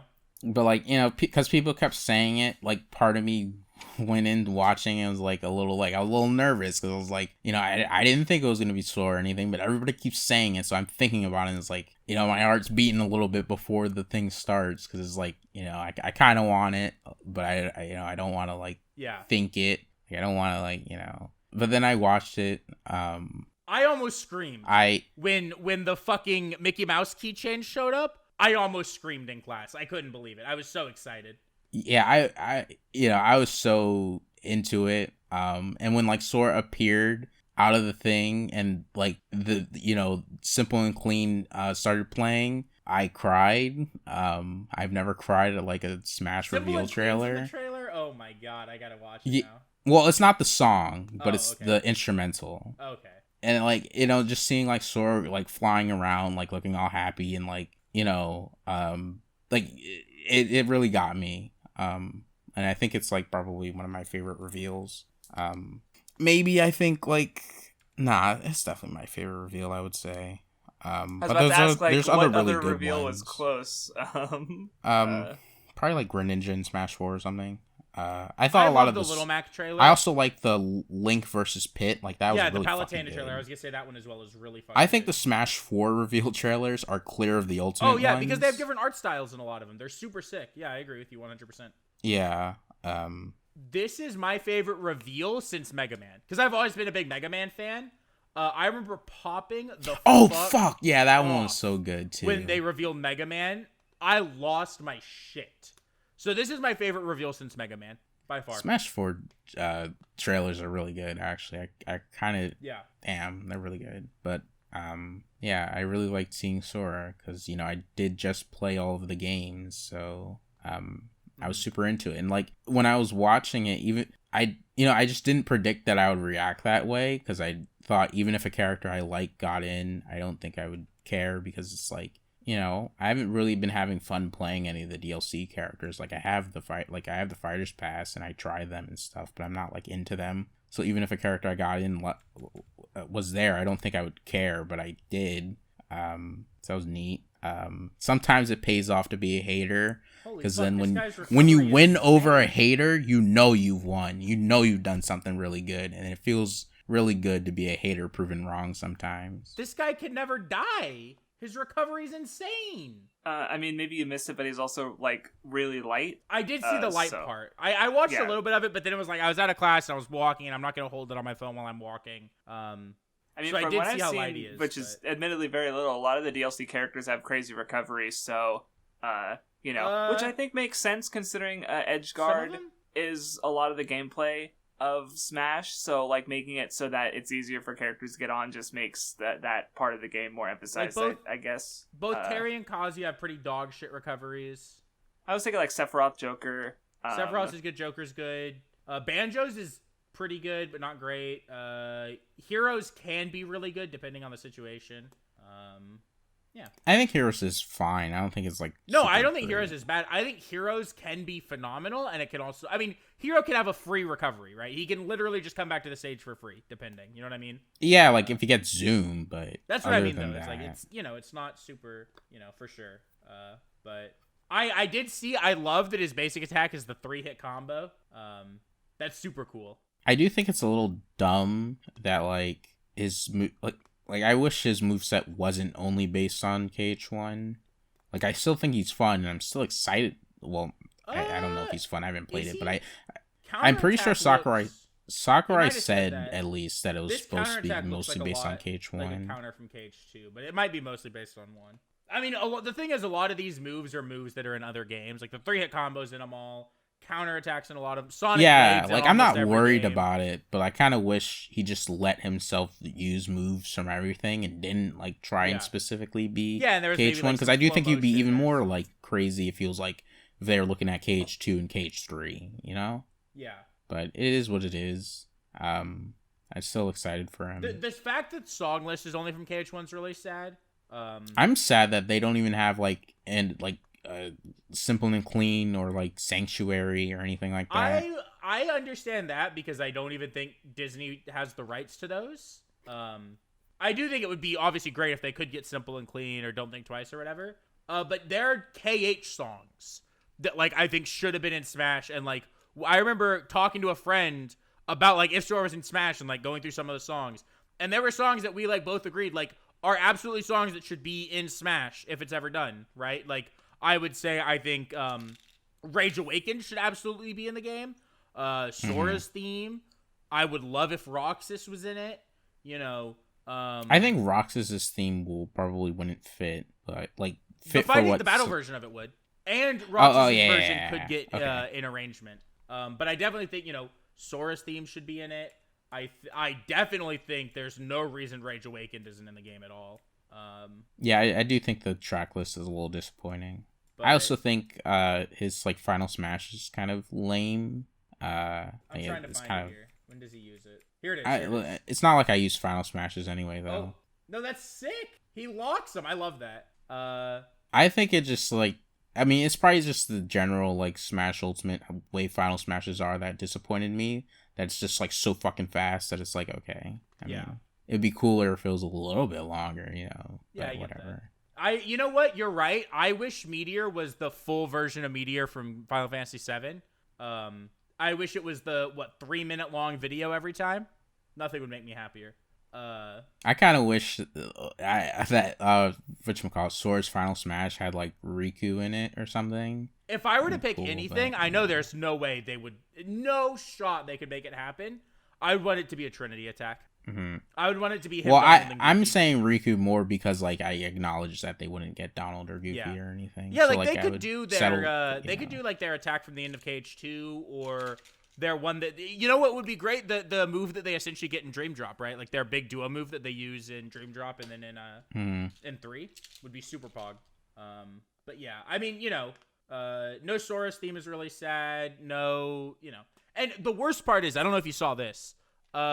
If you have on Switch, you have save data from Mom. You get version of Dearly Beloved. But if you don't have that, you don't get it. That not only do you not get the swing version, which is the best version of Dearly Beloved, it's the only way to get that song in the game. So I would literally just pay a couple dollars for that if I could. Give me KH1 Dearly. What I might go do honestly is fucking do a GameFly free trial, rent Mom on Switch, plug it in, and just That's get funny. I'm not kidding. I've legitimately considered this, or going to like a Redbox and seeing if they have a rental of Mom on Switch and just paying $1. You know what I mean? Yeah, it's definitely bullshit because it's like I do plan on getting the game, but I don't want it on Switch. No, I want it on PS4, where I have all the other Kingdom Hearts games. Fuck you, Nintendo. You fucking cringers. Unfortunate. It bothers me. It pisses me off. So are we about done? Yeah, I have nothing more to say. I mean, what did you think about the Timeless River costume? Fucking great. It's so pogged up. I know that it wouldn't work because Roxas uses 2 Keyblades, but because he was holding on to showing it, there was a real part of me that I swear to God, my dumbass thought Roxas was about to show up and I was gonna fucking scream. For real? But in the middle class. For Roxas, of course. But I like the Timeless River one a lot. I think it looks really sick. I'm definitely excited to try it out, even though I'll probably mainly stick to KH3 Sora. A little bit of KH2 thrown in there. I'm probably gonna use KH2 Sora mostly. I like KH2 Sora's design a lot, and I'm really sad it only got 1 game, but I like his 3 design so much more. I love the plaid on his jacket. I think the plaid on his jacket. Yeah. All right. Yeah. That's what I've seen. So next media up, we consumed. No. Oh yeah, No, fucking it's Blue Blue Period. Period. I forgot. Yeah. Yeah, so real quick, before we talk about it, because technically you can watch 3 episodes right now. The problem is that the subtitle group uploading them is, like, it's bad, apparently. I have not had the misfortune of trying to watch it, but yeah, we're not going to just keep up for the sake of keeping up if we have to, like, ruin our experience with the show by reading dog shit subs. So, and I did watch, I've watched 2 episodes, but we're only going to talk about the first one. Yeah. Because we're just going to keep up with it. 2. Oh, you watched 2? Oh, I only watched 1. I wanted to Okay. watch 2, but I didn't because I didn't want to watch it and just be ahead of the conversation. Well, that means you've already watched next week's episode. None. I guess none didn't pay attention to the conversation we had. You both hate me. None. Vindy just I hates me read slightly some of less. it. I thought we were gonna watch 2 instead of watching 3, but whatever. And then Crafts said, "I just won't talk about 2," and said that we'll fall. He said, "I said we can." Just I mean, stick with if you Netflix." said something, I might have suggested this week we watch 2, and then next week we don't talk about anything, and then the week after that we keep up with the Netflix from then on. But Okay, well, it's fine. Okay, it's fine. I don't care if I slip up and talk about 2 and spoil Vindy. Fuck that if guy. you do that, I'm sitting for a 2nd season in a row. I already told Craftsdwarf to stop me. If it's already Fuck if that guy. if that happens, I'm reading the Fuck manga that guy. tonight. Fuck that guy. Okay, so what do you think about Blue Period? Well, I guess think- you go. I think it was good. So far at least. I definitely think that I'm interested in seeing, this delinquent guy get into art. Especially just like how, like, everybody thinks that he's like, he basically just tries to, act like he is, I guess, well, at first in the first episode he acts differently than how he really feels. So it's like really cute to see like his reactions to things. Especially when like people praise him and stuff. I definitely think he's a cool person to see get into art, I guess. And especially some of the things that happen later on. Yeah, like, well, because, yeah, I guess about the premise is that what I think is neat about it is because I think a lot of people, like, who do draw and talk about, like, they just started drawing as kids and never really stopped. So, yeah, it is kind of neat to see, like, here's this, he's not a kid, he's a teenager, like, he's a couple years away from graduating, but he's still, like, getting into it for the first time. And, yeah, he is, like, skilled at it, but, they're even kind of talking about that a bit, like, with the senpai, whose name I forget, the cute girl, the small one. Of course, what's her name? that's the one. Yeah, you the call best cute one. Girl. No. She's the best one so far. No. Yes. Oh my God! Right, I it's do like- a podcast with a bunch of apes. Maybe I do resort to yelling when people disagree with me. Interesting choice of words there, Vindy. What do you Yeah. think? How is that interesting? I don't What's know. interesting Shut up. about that? Shut up. Huh? Are you Shut gonna up. make it about race? I didn't do that. Sounds like you're doing that. He's Sounds a like you're the one Diddy who's Kong racially minded. main. Okay, I'm a Donkey Kong main. Why are you impersonating black people? And I'm a dark Samus main. Oh Okay. my God. Anyway, Blue Period's good. I think visually it leaves a tiny bit to be desired. Like I feel like the character designs look a little more simple than I See, think I'm they sure should. that the art is better in the manga just because it Yeah, really I know. is. But it considering like the name, it is nice to have color. Like when he in the first episode, oh look, his bed sheets are blue. I guess they're just fucking blue. Said the anime staff. Yeah, well, I think that's interesting about it is that, like, even though, yeah, the manga art from what I've seen is really fucking fire and is insane. It's like also, you know, a lot of stuff in the first episode was about him mixing colors, and I thought the anime showed that really well, and a lot of it so far has been about color and about, like, I guess color theory, right? And like that's kind of hard to portray in a manga. I will say I saw what the color pages in the manga look like. They're fucking beautiful. Hold on. Probably, yeah, I was about to say. Yeah, I do feel like for a show about art, it is unfortunate that like the show in general doesn't look a little bit better. Yeah, look at the coloring style. On you know, these I'm not color gonna pages. be too hard on it or anything. Actually, fucking brilliant. Holy fuck! It uses like a painted style for the coloring. Phenomenal. Yeah, I really like that. It's like it looks like a way that he kind of paints. Like it's definitely the style of what the main character's into. Yeah. That being said, I mean, I enjoyed the episode we saw. I thought it was pretty good. You know, I would read the manga at this point if I wasn't watching it for this. Like, I thought it was enjoyable, and I'm curious to see where it goes. Yeah, I mean, you know, I definitely do see myself reading it. Like, and if the episode count continues past what we cover for the seasonal, I'll probably just like drop the anime and start reading it. Honestly, we'll do what we did with Plunder, and we'll just like stop watching it and go read the manga, and then you know, watch a different show for the next the next season rather. Yeah. Like I definitely don't feel the need to force myself to finish this. If it comes to if it's more than like 12 episodes, I'm probably not. I don't see it being more than 12 episodes given what's out with the manga currently. I don't think it has enough material to be longer, but if it were, I probably wouldn't finish it. But you know, maybe I'd change my mind seeing more episodes. I don't know. Yeah, I definitely enjoyed what we've seen of it so far. I really like the idea that he had his ass kicked into gear purely because like his ass got kicked into gear because his parents can only afford one college. And if he wants to get into their art school, it's super tough, right? So it's like, I like that as his thing where it's like, you know, it's not, oh, I'm going to try to get really good at art and try to get a scholarship. It's, this is the only place my parents can afford. So if I want to go to this art college, I have to be insanely good at art. I think that's actually like a super sick, like idea. Yeah. That's something I can get behind. I can feel that. No, look, it's a show about a dude getting into art, and we like art in general, like a lot, so it makes sense that, you know, the show would be like, hey, neat, I'm into that. And yeah, he's cool. The stuff about like art, you know, and expression, and, you know, like being honest where he's been fake his whole life was good. There's a hot blonde girl. And I knew, you know, look, I knew who your favorite was the moment she showed up. Don't talk to me. I really like, you know, it doesn't touch on this in episode 1 as much, but, you know, he basically says how drawing helps him notice more things about the world that he didn't notice before. You know, it heightens his appreciation for everything. You know, without having drawn, he would have just never noticed certain things, which is a really sincere thing for him to say, especially given, like, you know, as Crest mentioned, him being like kind of fake before and kind of just going along with whatever people around him wanted. But art is, you know, obviously this new form of expression for him, and making him have more real feelings. And you know, I forget what line he says, but I know he like mentions how his feelings aren't like his own, and he didn't really know what was or whatever. Also, I like the sensei, the art club instructor. She's good. Nice old lady for you.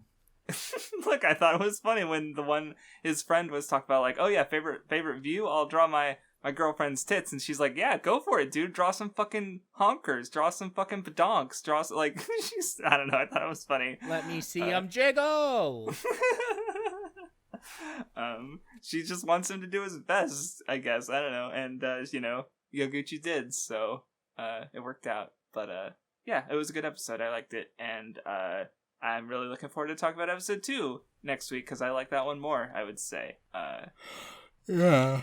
So, if we're done, what have you been up to this week, Nun? I have not finished anything, but I'll talk about Nick All-Stars Brawl. Your base. I've been liking it more as I've been playing more. I thought we were done talking with Smash. Well, you don't escape. No, it's fine.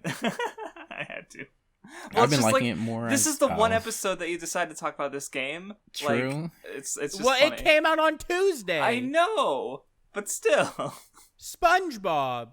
I like it as I've played more, just because, like, you know, when I first started playing the game, I wasn't like wave dashing or anything, but like just wave dashing makes the game feel so much better. I really like how the air dashes feel. I like that they're immediately cancelable. Because I feel like it makes it, if you're just trying to like engage with an attack. I think like jumping, air dashing in, and then immediately popping like a nair or something is like super good. You know. Mm-hmm. I think like playing like Nick All Stars and having played some of Rivals before, I think they in a way show something that I wish Smash would realize, which is just that, like, you know, it's fun to just let people be able to wave dash and wave land and do all these crazy movement things, and I don't think it takes away from like casuals at all. And really, like, I think Rivals and how Nick All Star does it is like really good, where it makes it really fucking easy to do. Like, it's so easy to do in those two games. And I think casuals, if it were shown to casuals how to do it, I think they would get more out of Smash if Smash just let them have these fun options to use.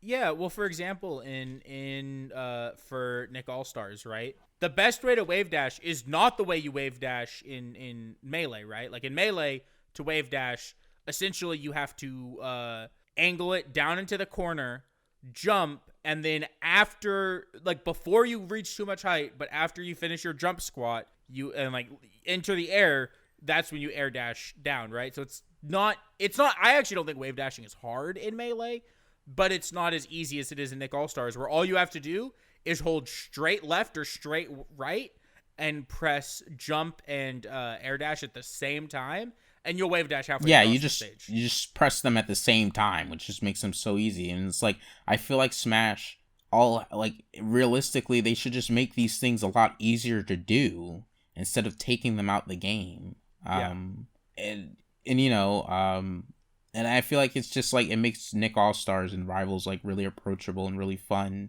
for, you know, like in a casual sense, it's good. And then for competitive people, it's still there. So it's not like, it's not like, I think Smash isn't really compromising in a good way, whereas like Rivals and Nick All Stars is making a better compromise, I would say.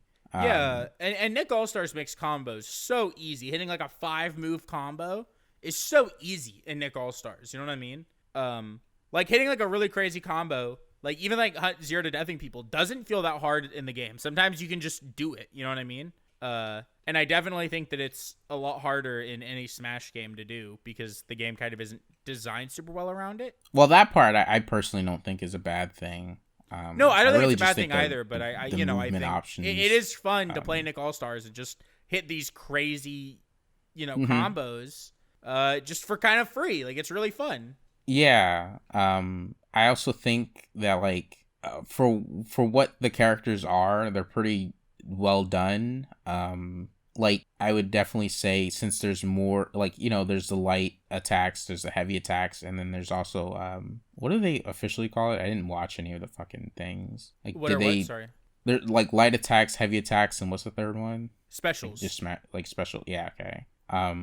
Because heavy attacks are essentially smash attacks, light attacks are tilts. Yeah, tilts. And then the specials. I think, you know, there's technically more moves than in Smash, technically, I guess, but because there's air heavies and there's dash attacks.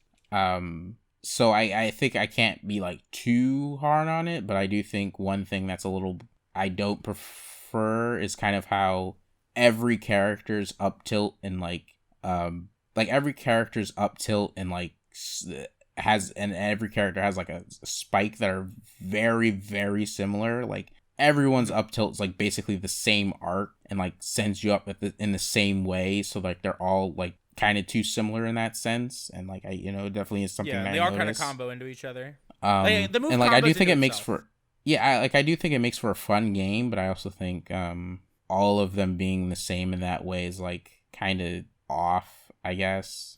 Mm-hmm. But I still do really like the game.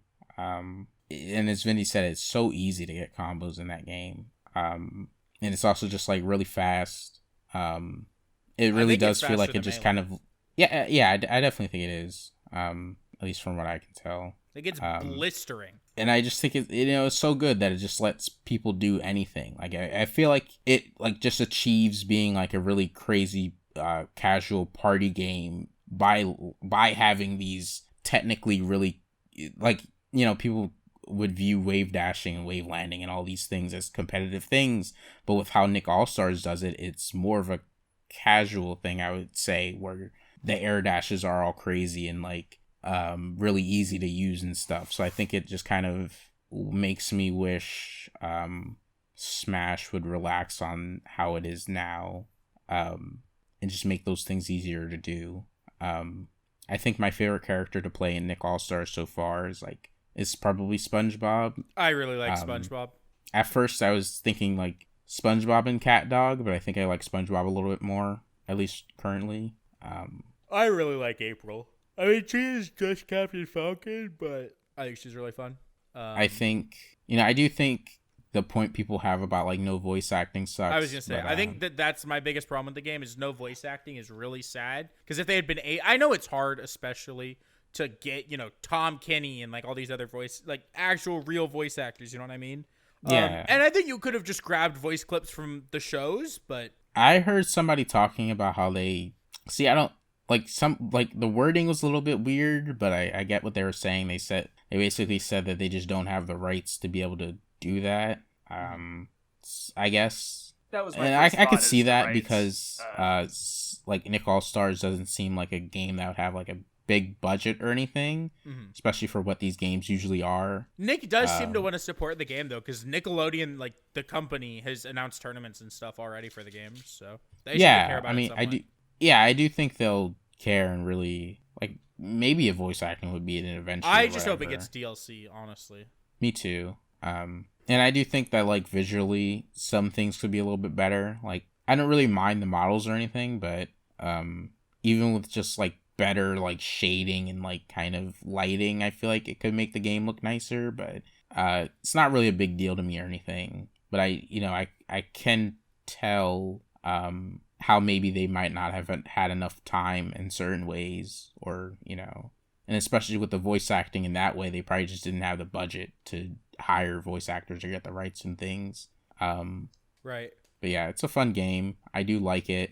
I am more convinced of it lasting than I was like initially. Not that I was like completely not thinking anybody would play it anymore, but I guess just as I played more and realized how fun it was and realized, what other people are getting out of it and stuff, is like, yeah, I do think it'll last longer than I was thinking initially. Yeah, right. Yeah. I think it's fun. I definitely was expecting something though, because like, knowing who the devs are, what they've done before, and just stuff like that is like for example, right? Like everyone was like freaking out about the fact that they I kept hearing, well, I heard they said wave dashing in a trailer. And it's like, yeah, the devs are like known Melee diehards and already made Slap City. Like we knew what they were about. You know what I mean? Like to me, like that wasn't crazy to hear them say wave dashing, because that's kind of expected, knowing who the devs are. They are familiar with stuff like that because they play a lot of Melee. So, but yeah, I enjoy the game. I think it's fun as fuck. Neat. Do you have anything else to say about it, Nun? A little weird there's no Fairly Odd Parents character, but I agree. I definitely think there are some things, even though I think for the most part the roster is good, there are definitely some things I would appreciate, some other series that I would appreciate showing up, Fairly Odd Parents is one. There's just a couple where it's like, I think, why is there no rocket power? It's another glaring omission. But yeah. I should get the game and only play Danny Phantom and then go, I'm going Ghost, and jump off the ledge. Do it. No, I'm not going to fucking find the game. Yeah. Sure. Crafts hates everything. Alright, Vindy. I watched Squid Game, the Netflix show that people have been talking about incessantly for like 2 weeks now. It's good. I mean, so I watched it, and like it was one of those things where I watched it in like 2 sittings because I was just like really enjoying it, and it was just like I kept wanting to turn on the next episode and see what's gonna happen. Here's the biggest sell I can give to Craftsdwarf, especially. I've already got it downloaded, but I'll hear it anyway. Yeah, I looked up some stuff about the production and the writer. The writer said that his major inspirations and the things he was really vibing with when he wrote the series were Battle Royale, Kaiji, and Liar Game. Yeah. I don't think I heard someone, I'm not gonna say who, Jason, said, "Oh, it's Kaiji," and I think that's so dog shit stupid to say. I've seen a bunch of people make that comparison. Yeah, there are some parts of it that, I mean, yeah, it's probably the most popular. Like, Battle Royale is really well known, but I wouldn't say it's as wide. Well, you know, or at least the people who like have watched it or read the manga are like they're not talking about it on Twitter, I guess. Yeah, where Liar Game is more obscure in comparison. There are some things where it's like Kaiju is definitely a major influence, right? And there are definitely aspects of it that I think are kind of similar to aspects of Kaiji, right? Mm-hmm. Or there are aspects that are similar to Kaiji. But I think that a lot of the way the story plays out, and I think just a lot of things. I think, you know, the main character's motivations for doing what he's doing, very different from Kaiji. The way that his character arc plays out is very different from Kaiji. Even what they're doing, because it's not gambles. They're playing like children's games. So like the first game they play is red light, green light. God, I knew, and well, see, because my first question was going to be about how, like, because just comparing Liar Game, Kaiji, and Battle Royale is the quote-unquote game involved. They're all different and are serving a different purpose, right? No, they play marbles. They play, they play, red light, green light. It's stuff like that, right? It's children's games. Right, okay, yeah. Is the conceit And of it. so I haven't seen the show, so I don't know what the narrative purpose of that, but I would presume that it's different than Kaiji or Liar Game, right? Yeah, it is. And it doesn't use children's games the same way that Fukumoto uses gambling as a metaphor for life, right? Because like I would say the big difference is like, you know, Liar Game more so uses the entirety of, or Squid Game uses like the games they're using, right? Like the entire situation that all these characters are in as the metaphor for life, right? Okay. Where Fukumoto almost uses more so the concept of gambling, right? Like a lot of what he talks about isn't like a very specific thing in Mahjong. It's a way to gamble and a way to live your life. Right. But I mean, I still think it's pretty good. I've heard apparently the Netflix subs had some issues and some people were complaining about them being dog shit. So yeah, but those were apparently that's because they were looking at the dub titles, not the subtitles. Oh, got it. Okay. So there are two different. If you find the show, just make sure you're using. Well, so then if that's from the dub titles, then I mean, you know, not that our fans have to worry, but then apparently do not watch it dubbed then. Because if the dub titles remove things like characterization things, then that just means it's like actually just a bad dub. You know what I mean? And isn't translated for the dub well. Which, yeah, right. So, you know, like when I was watch the show, my plan is to make sure I'm using the script of the Korean, you know, audio and the script that is a translation of the Korean, you know, dialogue, right? Yeah. So, yeah. You watched the show in Korean, right, Vindy? Yeah, of course. I'm not a fucking child. How could I would be so cringe to talk about watching anime and subs and then watch a live action show dubbed? Are you fucking kidding me? That's even worse. That's because, kind of insulting. I'm kind of insulted. And that's like, I'm just because like fitting the lip flaps is so much insanely more difficult in a live action performance versus anime, right? Where where the lip flaps are like deliberately very simple and basic, right? Like I could get it, you know, in that case. But a fucking like actual performance, like no. But yeah, I think the show's pretty good. I liked a lot of it. You know, there were a lot of parts of it that I was very much into, and really enjoying. Like I thought it was a really fun show. It was good. You know, if I compare it to other, I think of the super popular Netflix shows that I've seen, because I haven't seen every show that like, you know, is super popular on Netflix, right? That people talk about all the time. But I've recently been trying more to stay, you know, somewhat in touch with them. You know, it's better than Tiger King, right? Like, you know, Tiger King's entertaining, and it's crazy seeing that woman absolutely fucking killed her husband. But Liar Game's like just a good show, right? Like you just Liar Game. fuck, Squid Game. I'm sorry. Squid Game's just a good show.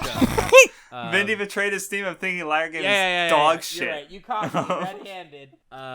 Yeah, Squid Game's really fucking good.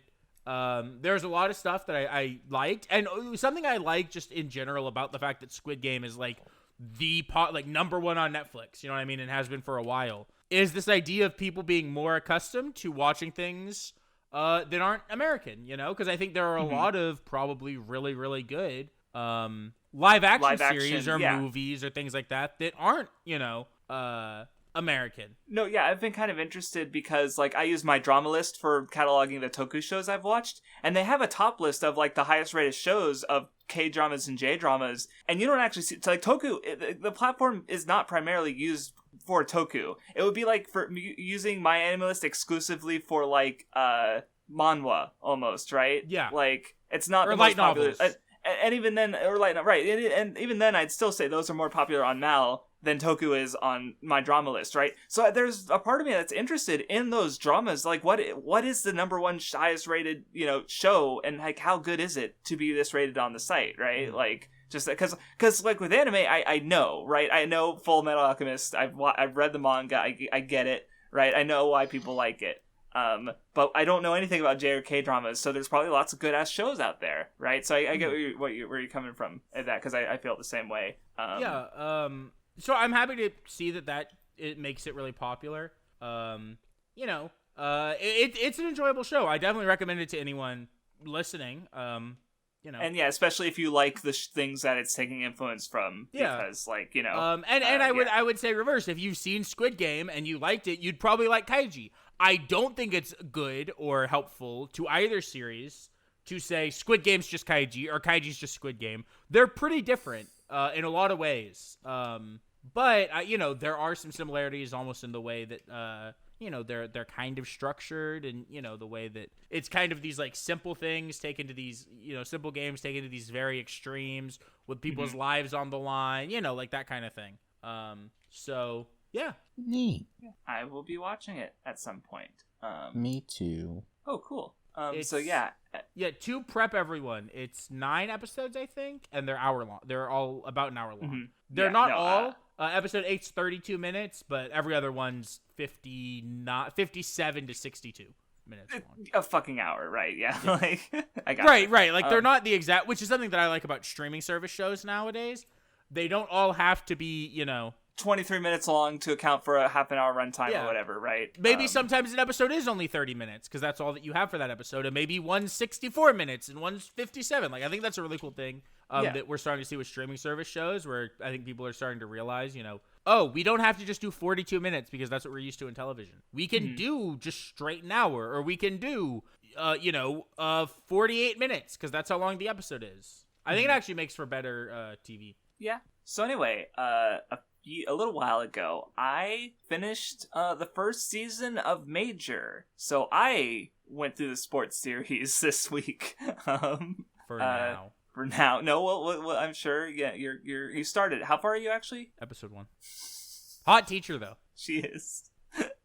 Sorry, because I realized it as I asked because I knew the answer already, but I still wanted to ask. No, you weren't even sure. Oh wait, no, you didn't know I started it. No, you did. You said you'd started. I remembered. That's why I asked how far you were, because I knew you'd already started. The question was, did you continue past episode 1? But anyway, so yeah, I watched the show and I really liked it. Basically to explain the show, it's a 2004 animated adaptation of a 90s baseball manga that is technically still ongoing. Because basically the premise is you start off with the main character Goro. He's literally like fucking 5 years old. In preschool, his dad's a professional baseball player, and he's, you know, really into baseball. And the series basically follows his entire baseball career from, like, you know, literal child to, like, season 1 is entirely little leagues. And as I understand it, season 6 is, you know, major leagues. So, like, you know, and then there's Major Second, which is the currently ongoing series, which follows his child going through his baseball career. So like, you know, it seems neat, and you know, but I've only seen the first season, and yeah, I really like it. I like Goro. He is like, I mean, mostly his character, like shines when he grows up a little bit. And he's, I mean, he's still only like fucking 9, but like, he is really good at baseball, and he's kind of a cocky asshole, and it's not even unearned, but it is like, it's funny, and he's just a jackass sometimes. Like, cause he's like the only good player on his team. And so, like, part of, but, that kind of works into the teamwork angle, because, the, other players might get disheartened because they suck. But that kind of, like, it's good how that all works out. My second favorite character would definitely be, Kaoru, who, she is, the only girl on the team, because, in Little Leagues, at that age, girls and guys can play with each other, no problem. Except she's also just getting into baseball, and she sucks. But, like, she still has this great attitude toward it, because she's, like, always doing her best. And, like, there's, like, a bullying arc early on, and she, says, fuck that. So she's just really cool, good, and I like her. And there's a really funny running joke, which is, it's also mean towards her. Because, like, whenever, like, the team is, like, down or something, because she has that fucking, like, let's fucking do it attitude, she's really willing to step up. And I'm like, let's go! When it happens, because, she's good.